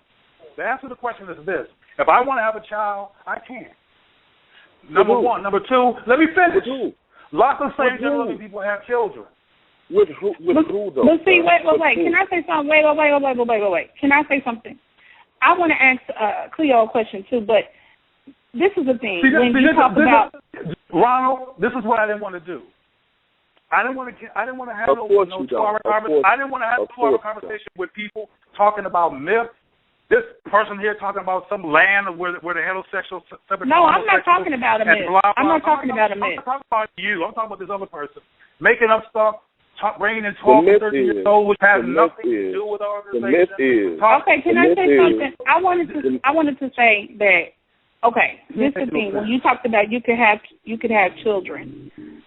The thing about it is when I've had a lot of people respond to me and say, well, gay people are not sterile. That doesn't mean they're sterile and so on and so forth. And I'm not saying that they are. But how do you feel? I want to get your opinion on a couple of things. Okay, if you are gay, I'm not gay. Sorry, if you are homosexual, okay, why then would you, if you are homosexual, why would you go outside of that to try to have a child? To me, that's not fair. Because if you are choosing, are you going to ask? Wait a minute, are you choosing? Your questions are loaded, sis. I'm asking you a question. Wait a minute, but I'm telling you something. But you're giving your opinion. And then I want to see your side of it. Hold on. Okay, so what do you think about gay adoptions? What do you think about gay parenting? What are your feelings about surrogacy and IVF and things like that? What are your feelings? My feeling is this. Interestingly enough, the foster care system is filled to the brim with mostly black children because dysfunctional heterosexuals who don't know how to have children filling the places up, predominantly black people. Those children wind up being abused, abandoned, and often wind up part of the criminal system. And most of them are produced by heterosexual people. And they have become an adoption meal for anybody who feels like adopting a black child. And that phenomenon, absolutely, that phenomenon is not created by homosexuals. That phenomenon is created by heterosexuals. Hello. So that's not fair because that's only people that can have children. So that's not a fair comparison. No, I'm not talking about what's fair and unfair. I'm talking about what's real and what's real. But that's not a real comparison. No, I'm not comparing. I'm talking about some facts here. So the fact of the matter is that these children. The fact is, gay people cannot make babies. Right. Fact. Well. Fact. And another fact is we're never going to accept it. That's not a fact. That is not a fact. See, all you guys they can't make no baby. All you guys are just white paradigm. That's not true. If I want to have a baby, I can have a baby. I know lots of things for people with children. Not within your lifestyle choice. No, you're right. It does include a woman or adoption. You're absolutely right. Right. Not within your lifestyle choice. Thank you. Well, I don't have this lifestyle y'all over there creating. You don't know my lifestyle. You don't know what's going on. The world is bigger than your man. The world is bigger than your You said you're homosexual, Cleo. You said that. So what do you mean? All right, if you're homosexual within that lifestyle, you cannot produce children. What lifestyle? What are you talking about? You said you are homosexual. If you are a homosexual, you cannot produce children. If you do, you have to involve in some type of heterosexual whatever, even if it's IVF or whatever. So what? It still takes a heterosexual connection. So that's what I'm saying. That gay people cannot have children. You cannot with your partner make up your mind. See what's going on. And so what you are doing is bringing a child. Wait a minute, Renee. What's going on here is what's going on here. I want to keep it. People on the call. No, but I want to respond to this. I want to respond to this, though, Ronald. She's talking to me. Okay, go ahead. First of all, you all are thinking in some kind of box. And you have this kind of recipe and formula for what transgender-loving people do. And you're so stuck in your assumptions and your linear and limited perspective of what supposedly happened and that you can't even have a rich conversation about the dimensionality. I just got finished saying to you that transgender-loving people have children all the time. I know several parents of children who are transgender-loving people. It happens all the time. I know women who have children. I know men who have children. So don't tell me that we can't have children. We do it all the time. You cannot within your lifestyle, and then still leaving a we can. No, sister. Renee, are you a homosexual? No, I'm not. But if you had a husband, your husband can't have a child. Why you act like you're the expert on this? All right, I want to move on. I think we've been trying to establish. All right, I want to move on, everybody. We're trying to establish that, biologically it's not possible at this point for two men to have a kid. So we already know that. Who said it was? Who said it was, though? No, I'm just saying, we don't got that much time. Go ahead. So all I'm saying is I want to get some other callers in here and also do something else. No, you fine. I just want to, we established that, that can't happen, but you still... homosexuals should still adopt kids. But nobody says that. What fool thinks that two men can have a baby without a woman? Who says that? But you kept saying that You know what I was saying. I was speaking about homosexual couples. We are not. Okay. Let me put it this way. We are not jellyfish yet. We are not jellyfish. We're not that evolved, I guess. But go ahead. Let me get the phone call. Cleo. 860. You and your husband cannot produce a child. Everett, can you? Yeah, no, call me. Yeah. For better terms. Yeah, how you doing, man? Yeah. What's up? Wow, this is very interesting. I just tuned in an hour ago, and this is something that's very shocking and still a constant debate that has to be still talked about. Brother Dawan, I respect that you called in because, you know, I know you're the man and you really break on these subjects better than what I could do. But the funny thing for today is the issue with the homosexual thing in regards to black. And people must understand, in war, or any form of war, either biological or psychological, or any form of aspect, you cannot defeat your enemy if you're following his rules and his desires in all forms of action. What I mean by that, this is his thing from the caves till today. And for any person that takes on to this culture, which is considered a really genocide or death culture, is falling right into the hands of the enemy and, you know, cannot go any further in regards to winning any war. Because you already lost the battle if you already said you're this, that, or whatever the case may be. So, you know, Brother Ronald Murray, I could see from what you're trying to say in regards to warfare. This other thing has to be discussed because at times people like, I'm not sure, sir, what's your name? You there? My name is Cleo. Okay, Cleo, yes. Now, I'm not sure. So far, everything you said, I understand and know already. Yeah. But actually, are you really gay, Brother Cleo? This is my question. Gay? No, I'm not gay. Let me say homosexual. I'm going to use the word gay because that word is too loose. Homosexual. I'm not answering that question. I think that's already known. But I'm not gay. All right. That's all I need to know. Okay, that's fine. Okay. All right, Brother Everett. Yeah, no, I'm not finished yet. Ronald. All right, go ahead. Answering questions that has already been answered. Yeah, most some are answered, but I'm gonna finish with this little statement. And the same thing goes with even with lesbians. I mean, everybody knows when you follow any culture, like it says, death culture. But bigger terms, I want to go in is the thing in regards as they choose to have children. Enough of these people could do that still. But at times they got to sit there and lie or, you know, don't be honest with me. Because I know most people that had children with people that are, let's say, bisexual, gay, some of them are sometimes shocked and surprised because some of them don't know. Y'all follow? So, I'm not saying that they can't, but for them to go out their way to do that, there's only two things. Either they find me that either is the same thing or either two dabbles both ways or they go through the so-called institution, which, you know, they go in seminary, all this stupid shit. But for them to have children, that's like a different avenue they have to take if they want to consider going that route.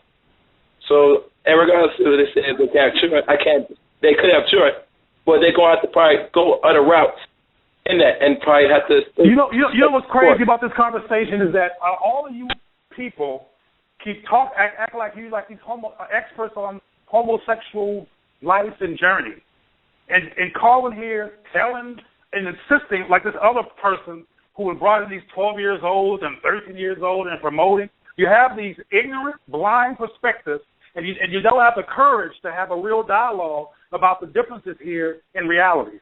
And it's all these opinions and stuff are badly are not informed. You don't know what you're talking about, and you don't want to know what you're talking about. Then tell me. You haven't told me anything. Everything you said is blame white people. Cleo, that's all you've done in this conversation. Renee, that's because you can't listen. That's not all I'm doing. Everybody, we got about 2 more minutes left. We got like a couple more minutes. I just want to get some more people in to chime in. Thank you, Brother Everett, for calling in, being a supporter. And we got a caller from. I hope the next person is not a supporter. 901, you on the air? Yes, peace. How are you, Brother Sunray? Yes, peace to you, Brother Sunray 9. What's your name? All right, Brother Sunray 9, peace to you. Hey, it's on the head on, man. You got anything you want to add to the conversation? Question? Comment? Well, yeah. I just want to address. It's really not. I know he said the word dealing with the word gay a couple of times. So I just skip that part right fast. But let me just get some clarity right there on that part. He said tender loving people. So the white people use gay. So when I refer to black, I start to use tender loving, people. Not trying to be funny. Well, same gender loving. Same gender loving. Same gender loving. Tender loving. Yeah. Okay. Okay. And the thing here, since we were talking about how the white people are using the black people in the media, we're talking about to push this gay agenda. Now, I want to ask this question. If he feels that's what they're doing, why don't his organization or other people who don't feel like, why don't they protest against them pushing that agenda? Because, see, that way, like I said, people like what we're doing, we won't say, hey, y'all pushing the agenda. And like I said, since he's saying we're putting all of them in the category, so why don't you speak out against them doing that? Brother, like I said earlier in this conversation, and like I said to Renee, who's probably done research, is that most of the research that people keep doing keeps coming from a white perspective and out of a white paradigm. Everything that you just said in terms of protesting everything that they're doing that's racist, and that just do some research on the work the Black Men's Exchange does and what I do. It don't fit nobody's saying up in this conversation. Everybody's talking about stuff that's really part of a white gay agenda that has nothing to do with black folks. And there's also a lot of conversation here that's based in some kind of assumption, and people already got this perspective and not willing to engage the issue because they have a judgment around homosexuality. And that's why people don't, quote unquote, so-called come out, or there's not these couples that do all this other stuff that Ron talking about, because of this kind of stuff that keeps happening. It's not a rational dialogue. You can't have a rational dialogue when people are coming to you blinded by a perspective that they're steeped in and not listening to what you have to say. Because you keep calling people gay, keep doing all kinds of stuff that I told you was problematic, which means you're not listening, or that you don't care, that you don't have any respect. I want to say one thing. I want to say something. Please don't. Why does somebody feel comfortable enough to even take this serious? Okay, can I make a comment, please? Can I make a comment? Okay, Cleo, you said a lot of things, and you said that we're not going to the right sources for information. We're going to white sources. But, that's the thing is, these are the people who are in control. These are the people who are controlling the images that our young people are seeing. So when you talk about not going to the right sources, young people and society in general are not going to Black Men's Exchange to find out information. They're looking on the internet. They're looking on television. They're hearing the music on the radio. So it is very important to consider what the quote-unquote white gay community is saying, because that is going to be a reflection on the black community. And I already told you that young black gay people or homosexual people have said that they believe this is good. They support what's going on. So there's a disconnect between you and your community when you get to the younger ages. That's what I'm trying to tell you. So it does matter. Well, Renee, you're going to find people across the age spectrum beyond those young people who think this is good. And I told you very early in the conversation. This is what we're concerned about. Let me finish. I told you earlier in this conversation that a lot of black people keep relying on white people to be their voice, and they follow in line with their agenda, because this community, our community, would not create rational, safe space to have a discussion and engage this issue. So you're going to have a lot of black people. What do you think about fashion queens? Let me finish. You're going to have a lot of black people, young and old, who are going to be quoting the white gay community, saying what they're doing is great, because they don't feel like they have the support for who they are in their own community, and that's why that happens. And if you want that to stop happening, since you keep complaining about you got to create space. I want to get to another caller. I think I know his brother. I think it's Brother Samuel. Are you there, Brother Samuel? Hello? Is this Brother Samuel? Yeah, Brother Sam. Yeah. Hello? Yeah, you on the air? Just you? Yeah, just me. Yeah, just me. Yeah, it's on there. You back on, man. Welcome back. How you doing today? All right, brother. All right. I ain't necessarily got a question for the guests. Okay. Because to my stance on it, it's how I feel about it. You know what I'm saying? So, because I have kids. So my question is, I have a 10-year-old son, and a nephew who I have custody of, and I don't let them watch a lot of TV. But recently, they into sports. They play football, And, you know, and they seen the thing with Michael Sam's, and it kind of tripped them out, you know. And I had, you know, it's like, how do you explain that to a kid when they see that on TV? Now, we don't control the images on TV. We don't control it because we don't own media, you know. But at the same time, our kids are seeing that, you know what I'm saying? And I work in the educational field for the past 16 years. And believe you me, there is a propaganda tool behind it. And this is something we all know. This is nothing new. But my thing is to the guests, how is your, you know, you don't want to say you're gay, but what is your I guess your clique doing to I guess fight against that? But the question is, how can you fight against it when you're part of it? I mean, I don't get that, and that's my question.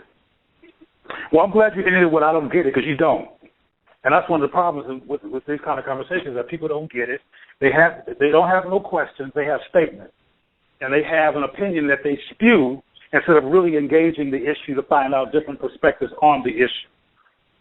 So, you know, I can't do anything about all these people calling with these no questions and with these opinions that they're throwing out as so-called questions. But the stuff that you guys are talking about, it's not being done by black people.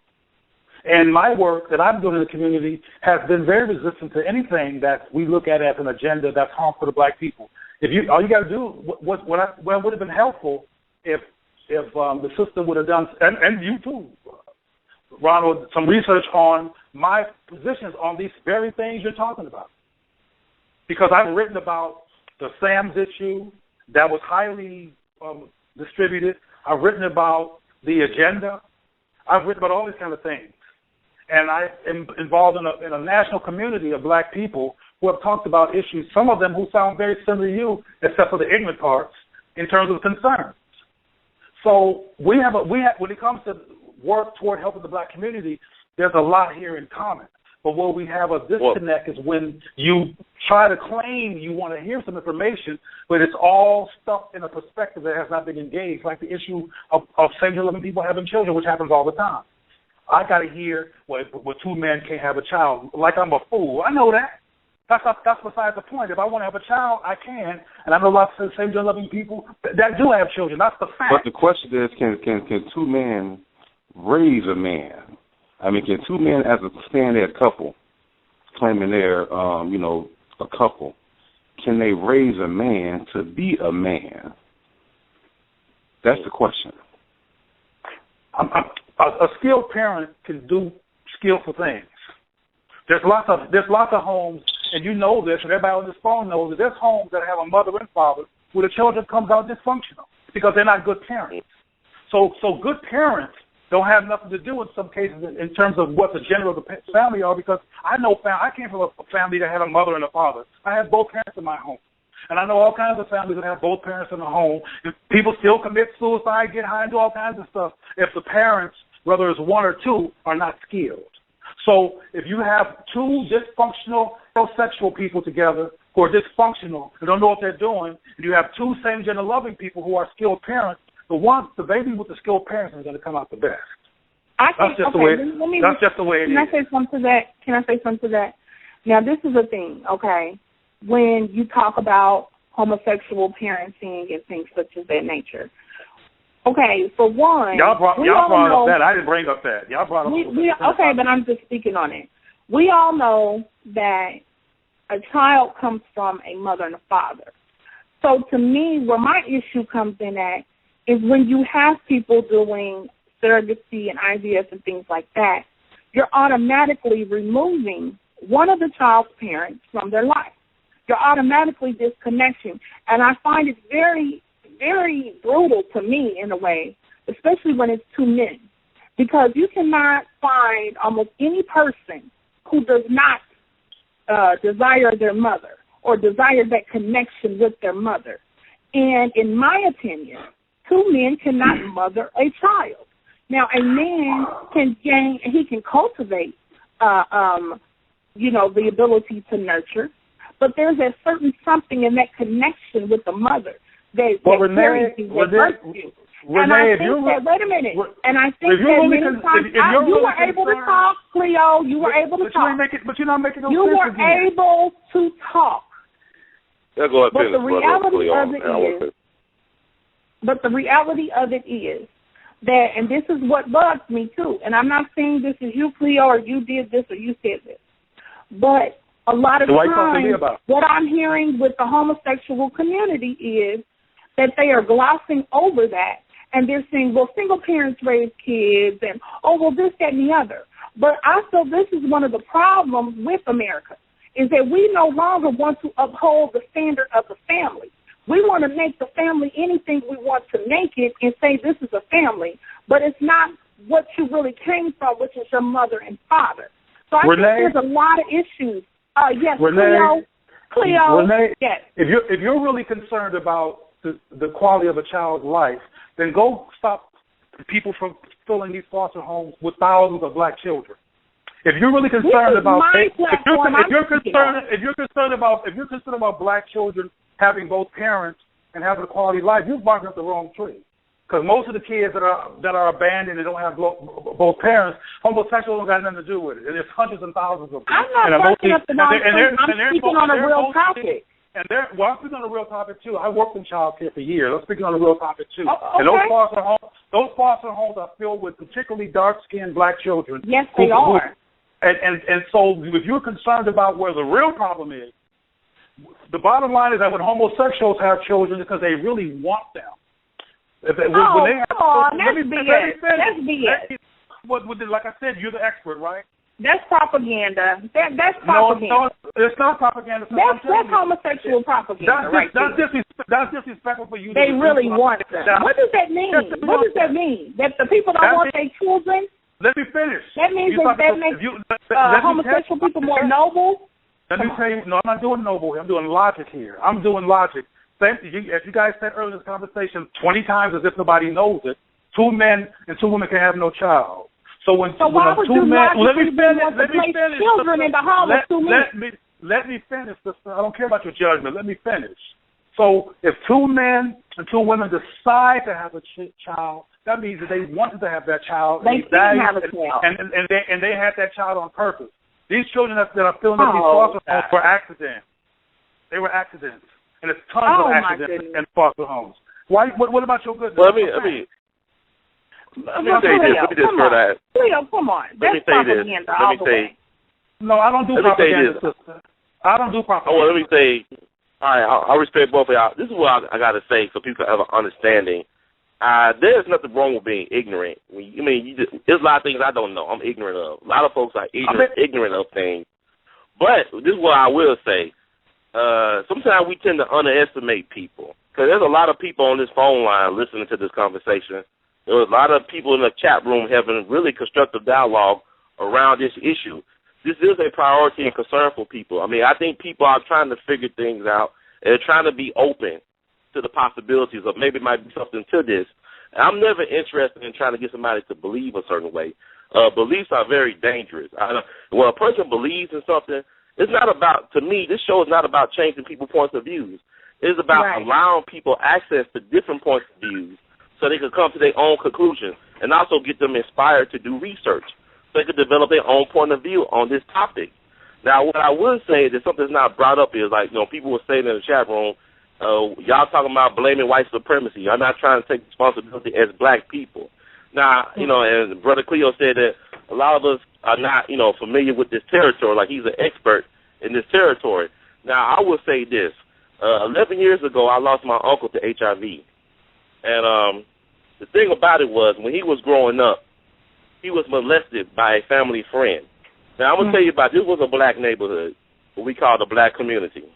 Now, you had 2 people in that community that were black men who were sexual predators. One was a prominent college professor in the community. I live in Memphis. And he was a deacon on the church board. And what he would do, he would entice young men to come to his house, saying that he wanted them to cut his grass, and he would rape them. That's what he do. But yet he was respected in the community. And black folks, straight black folks, do what this guy was doing. Nobody was naive to what he was doing. And my uncle was molested by another man who was a family friend who lived just a couple of houses away from my grandparents' home. This is my maternal grandparents. And what happened to him was that he was the youngest. He was the baby of a group of 6 kids. Like he was the youngest. And so the sister of the man who was a molester, she told him to call. She basically was bringing boys from the neighborhood to their home so her brother could take advantage of them. And my uncle was molested by this guy many times over.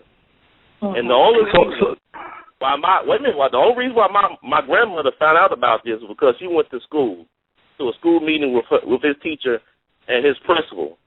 And they found out about it before she did because he was an A student. Then all of a sudden his school grades started going down. He started becoming a disruption in the classroom. And then the teacher talked to him and she found out what was happening to him. And the principal found out. Now, my grandmother went to these people. These are, respectable people in our community. They told her what happened to her son. She was horrified by it. She said, I'm going to go tell the police. They said, don't tell the police. The principal and the teacher told her not to tell the police about what happened to my uncle. And they said, just keep him away from the man. But this man not only molested my uncle again, but also he molested other black boys in the neighborhood. Him and that professor that's very well respected.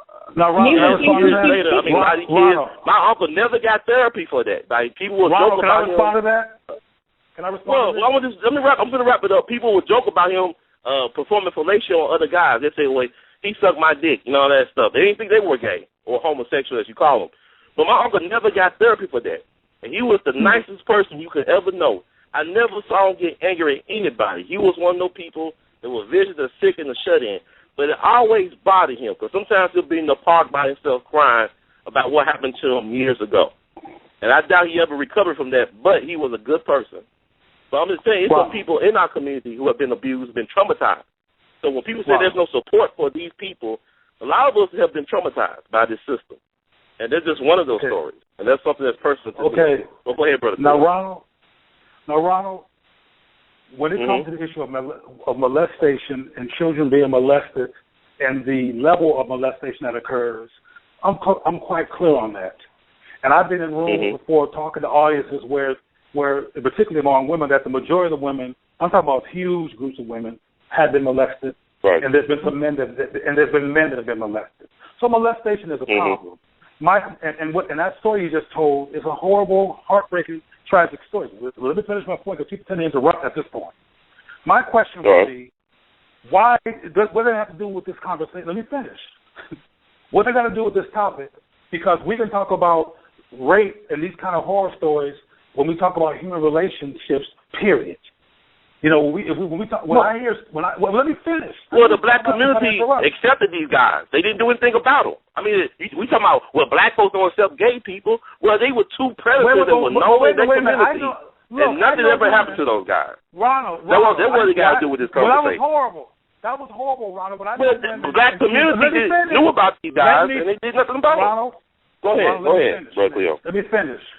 I know in my family and external to my family about mothers who knew that their husband was raping their daughter and didn't say nothing.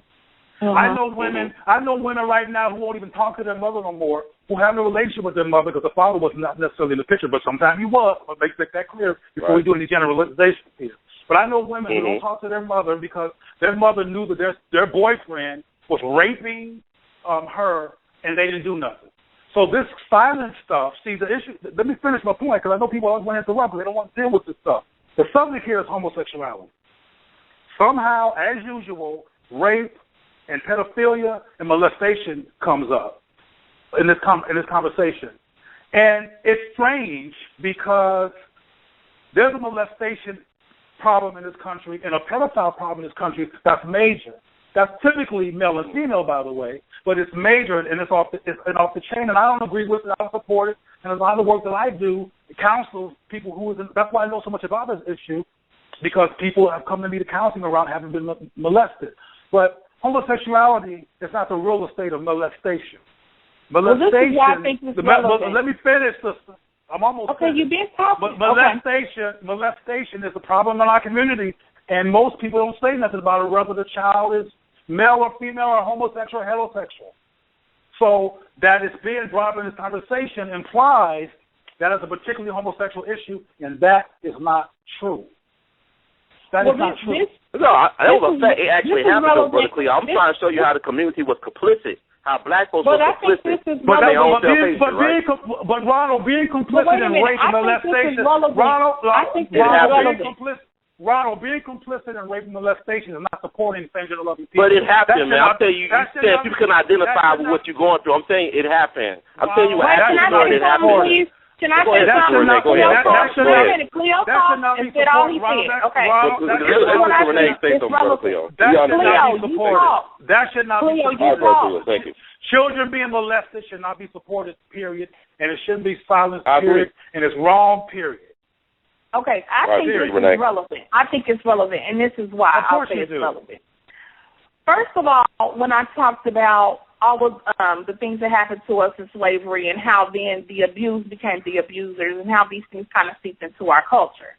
Okay, but then one of the other things I wanted to say is that this group called the I'm Free Project, they did research on gay black men.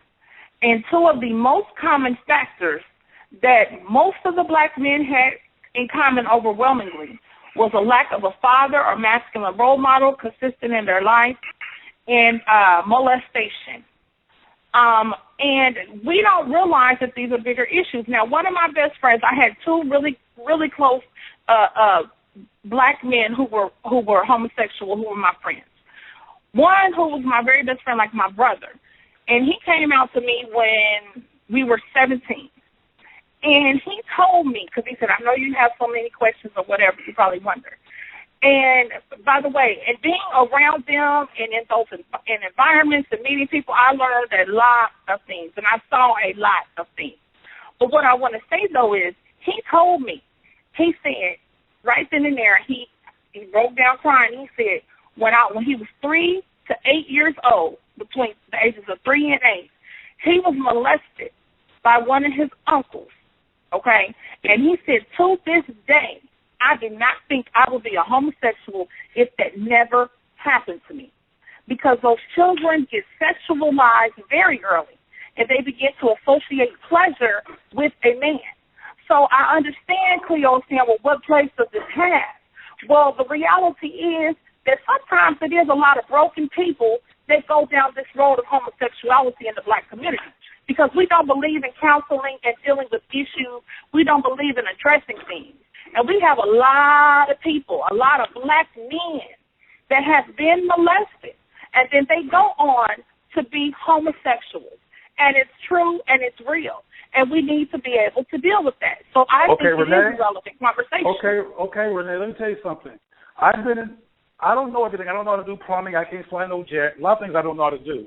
But when it comes to social services and health and human services, that's my field. So I don't know everything, but this is a field that I'm involved in. So I don't want to come off like a know-it-all, but we are talking about a field that I'm familiar with. I don't know everything, but I know about this.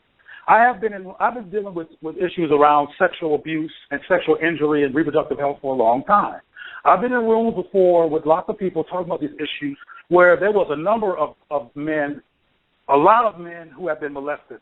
Some of them were heterosexual. Some of them were homosexual. I've talked to heterosexual men who have been raped by an uncle or somebody or a boyfriend or some kind of crazy man in the community. And some of those men were heterosexual and some of those men were homosexual. What happens is that human beings get raped, Renee. Let me finish my point. Human beings are unfortunate enough to get raped, and human beings come out all kinds of ways despite the rape. There's people who have been raped by women in terms of being sexually accosted. Lots and lots of boys who have been sexually accosted by girls, and some of those guys are not homosexual because that's what they were. So this whole molestation position is not a clear and it's not a concise perspective that makes sense, because people come out all kinds of ways because that's what human beings do anyway, including and excluding rape. For example, I was not raped. Wow. Okay. I was not molested. There's no uncle in the closet somewhere who raped me from 13 to 15 or whatever. That didn't happen to me. Wow. And I know same-gender loving people that didn't happen to them. I know people across the spectrum who come out all kinds of ways. You stop saying wow and listen, you might learn something. I know people all across the spectrum who come out all kinds of ways because of who they really are, including and despite trauma. You can't. So this whole implication around rape leads to homosexuality. Rape leads all kinds of stuff that's dysfunctional. But people come out all kinds of ways despite rape. That's a fact. So the ideal that these large numbers and groups of gay black men, the fact that they seems to have these two factors overwhelmingly. And being you can be in a group. There's a correlation. You can be in a group. It just happens to be. It's just a coincidence. Renee, look, I can't speak for what you've done. I just got finished earlier. There's a lot of men in our community who are heterosexual and homosexual who have been molested. I didn't say that, Cleo. I have been places before recently where I speak to groups all the time. And I've been to places to talk to groups, and I've been to places where most of the men identified as heterosexual, and almost all of them have been inappropriately touched by another man in their life.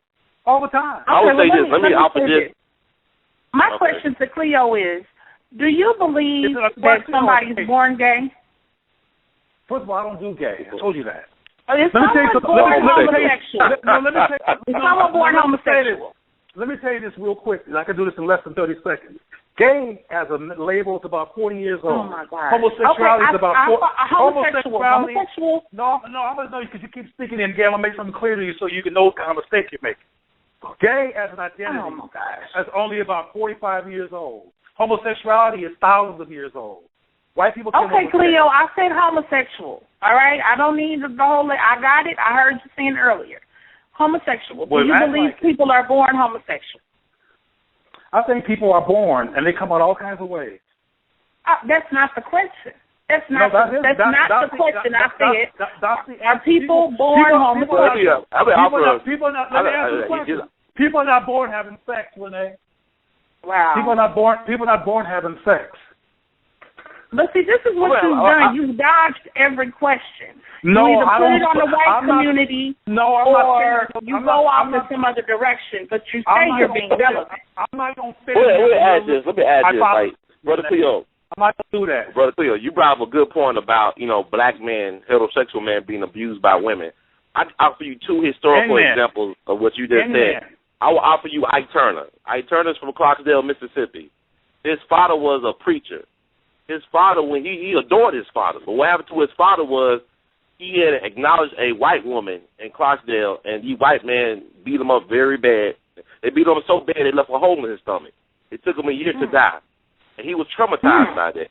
But when he was a young person, like maybe 8, 12 years old, he was having sex with women in their 30s and 40s. At 8 or 12, he was having sex with women way over twice his age and some change. And you see, like, people talk about him having a hatred of women. You see how people say he have a hatred of women, but I don't trust Hollywood anyway, how they portray Ike Turner, because he had a great relationship with Tina Turner's folk. And number 2 is James Bevel, a civil rights icon and great that might not be known by a lot of people, but he was a brilliant strategist. He organized Project C Birmingham for Dr. King using the kids to go to jail. He also helped organize the Million Man March. But he, as a young man, was taken advantage of by women in their 30s and their 40s. And it was alleged in court that he actually molested his daughters. He actually slept with his daughters because he thought it was a biblical thing, because he was a minister, too. And he was married to Diane Dash, one of the founders of Ronald, like I said earlier in this conversation, there's a lot of stuff that this community, our community, has not talked about. We have things festering over and boiling over that people are judging based through these European, Victorian, Euro-Christian lenses. We're judging each other and bashing each other instead of having healthy conversations. Okay, let's get back on track. Let me finish. Let me stop interrupting you. We're doing this bashing and people not knowing what they're talking about and having hardcore conclusions based on ignorance and attacking each other instead of having rational conversations across our differences so we reduce some of this trauma and some of this abuse. Like I said earlier, there are men who have been molested by both men and women in their lives. There are men who have been molested by men, women. The molestation is off the chain. And over my career in social services, I've seen it all. And the molestation is high across the board. and we have not talked about it ever. People do what you said, somebody did earlier in this conversation, they don't say anything. Like the guys who were raping the people in your neighborhood, those guys where they kept it all under the bus so nobody would know. That's happening across the board.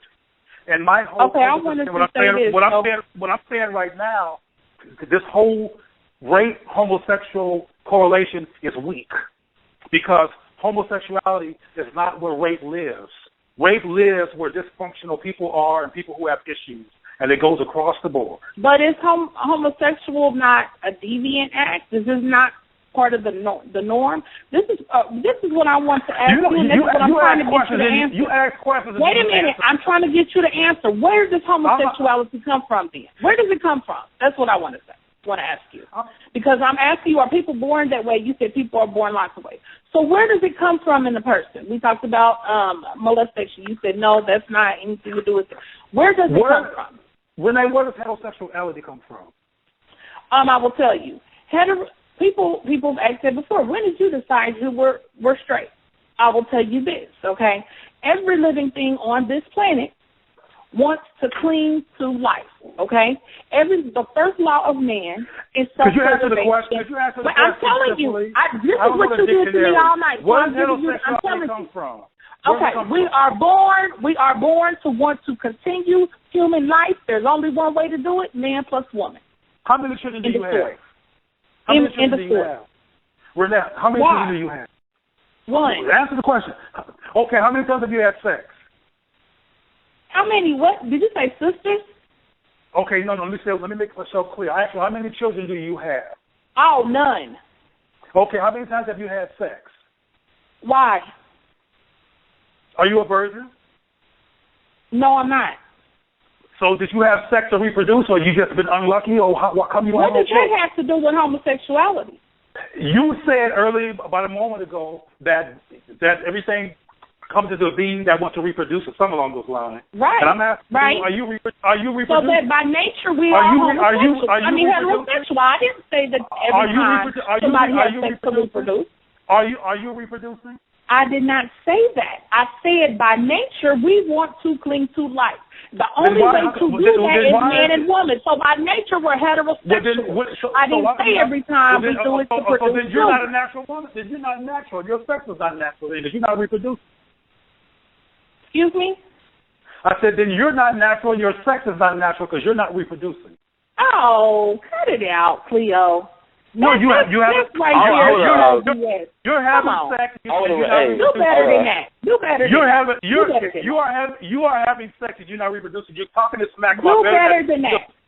What you're talking about now is a Christian. You're going into a religion. Oh no. I'm talking about your life. That's where you're going. I'm talking about your logic. Because I never said every time. I'm talking about your logic. Did I say every time?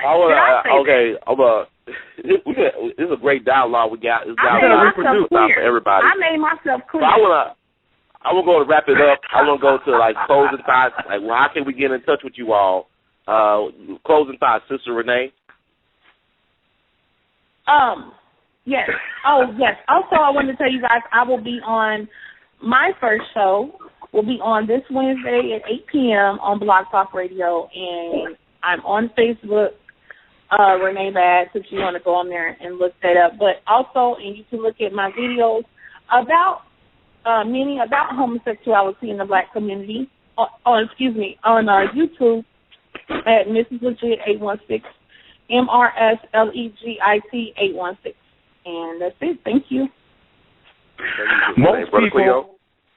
Most people who are obsessed with homosexuality have had some kind of personal issue with it, that they have universalized and made it look like some kind of community movement, but it's their issue, and it usually comes from a place that's personal, and they won't reveal what drives them to be so obsessed with the issue, but it's usually personal.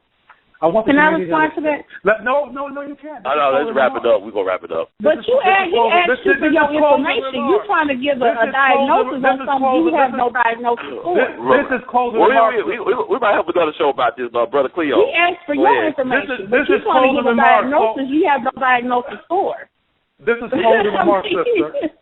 This is just very passionate topic, as we can see. Go ahead, I didn't get to say anything closing. Like I said, when a heterosexual are step on these issues because they got some kind of issue that they haven't explained to everybody, you got to deal with them. But if you're a senior-loving person who needs some support, that comes from a black community perspective. And if you're a heterosexual person who wants some literacy on this issue from a black perspective, as opposed to all these white perspectives that you heard on this call, you can call the Black Business Exchange at 310-419-1969, or you can hit us up on the email at Black or BMX National. That's BMX, Barry Max X-Ray National at gmail.com. And black people, we need to come together and talk about our issues rationally and create a healthy community. If you want healthy outcomes, we got to be a healthy people. Shay. Can I just say my closing remarks? No, you're not the closing remarks, woman. I want to say my closing remarks. No. This is not your show, babe. It's not your show, and you said yours. You made your show, and you said yours. You made your closing remarks. Now, the reality of it is, this is what typically happens. Is that homosexual or you let this woman run the show. You let this woman run your own show. Okay, we go. Because you need to be quiet. No. Let's be civil. Hey, we doing good. Hey, y'all, wait a minute. Hold up, family. This is something that we can't solve in 2.5 hours, let alone Can I give my closing remarks? This is something that takes progress. No, you already gave your closing remarks. Can I give my closing remarks? We did closing remarks. What we do? We might do another show about this in the near future. You asked to give the information that you can find us.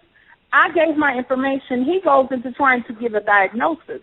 And I just wanted to say, I'm going to keep talking because you gave your my passion is about the black community. This is my platform. I want to leave on. I want to thank y'all both for being good sports. You can say whatever you want, and it's not true. Thank you for the invitation, Ronald. I appreciate it. I want to thank y'all. I appreciate both of y'all for being good sports and for hanging in with us for 2.5 hours to do this show. This is a very touchy and passionate topic. Is not taboo no more, as we know. It's out in the open. We need to discuss it as a people. Yeah, it is. As black people. It's something that can't be ignored. But I want to thank you both. In the words of the great Duke Ellington, we love you both madly. And keep on keeping on. Keep producing and keep pushing. And we will unify, hopefully, in the end. Black love. We all be news and radio. Bye. Good night.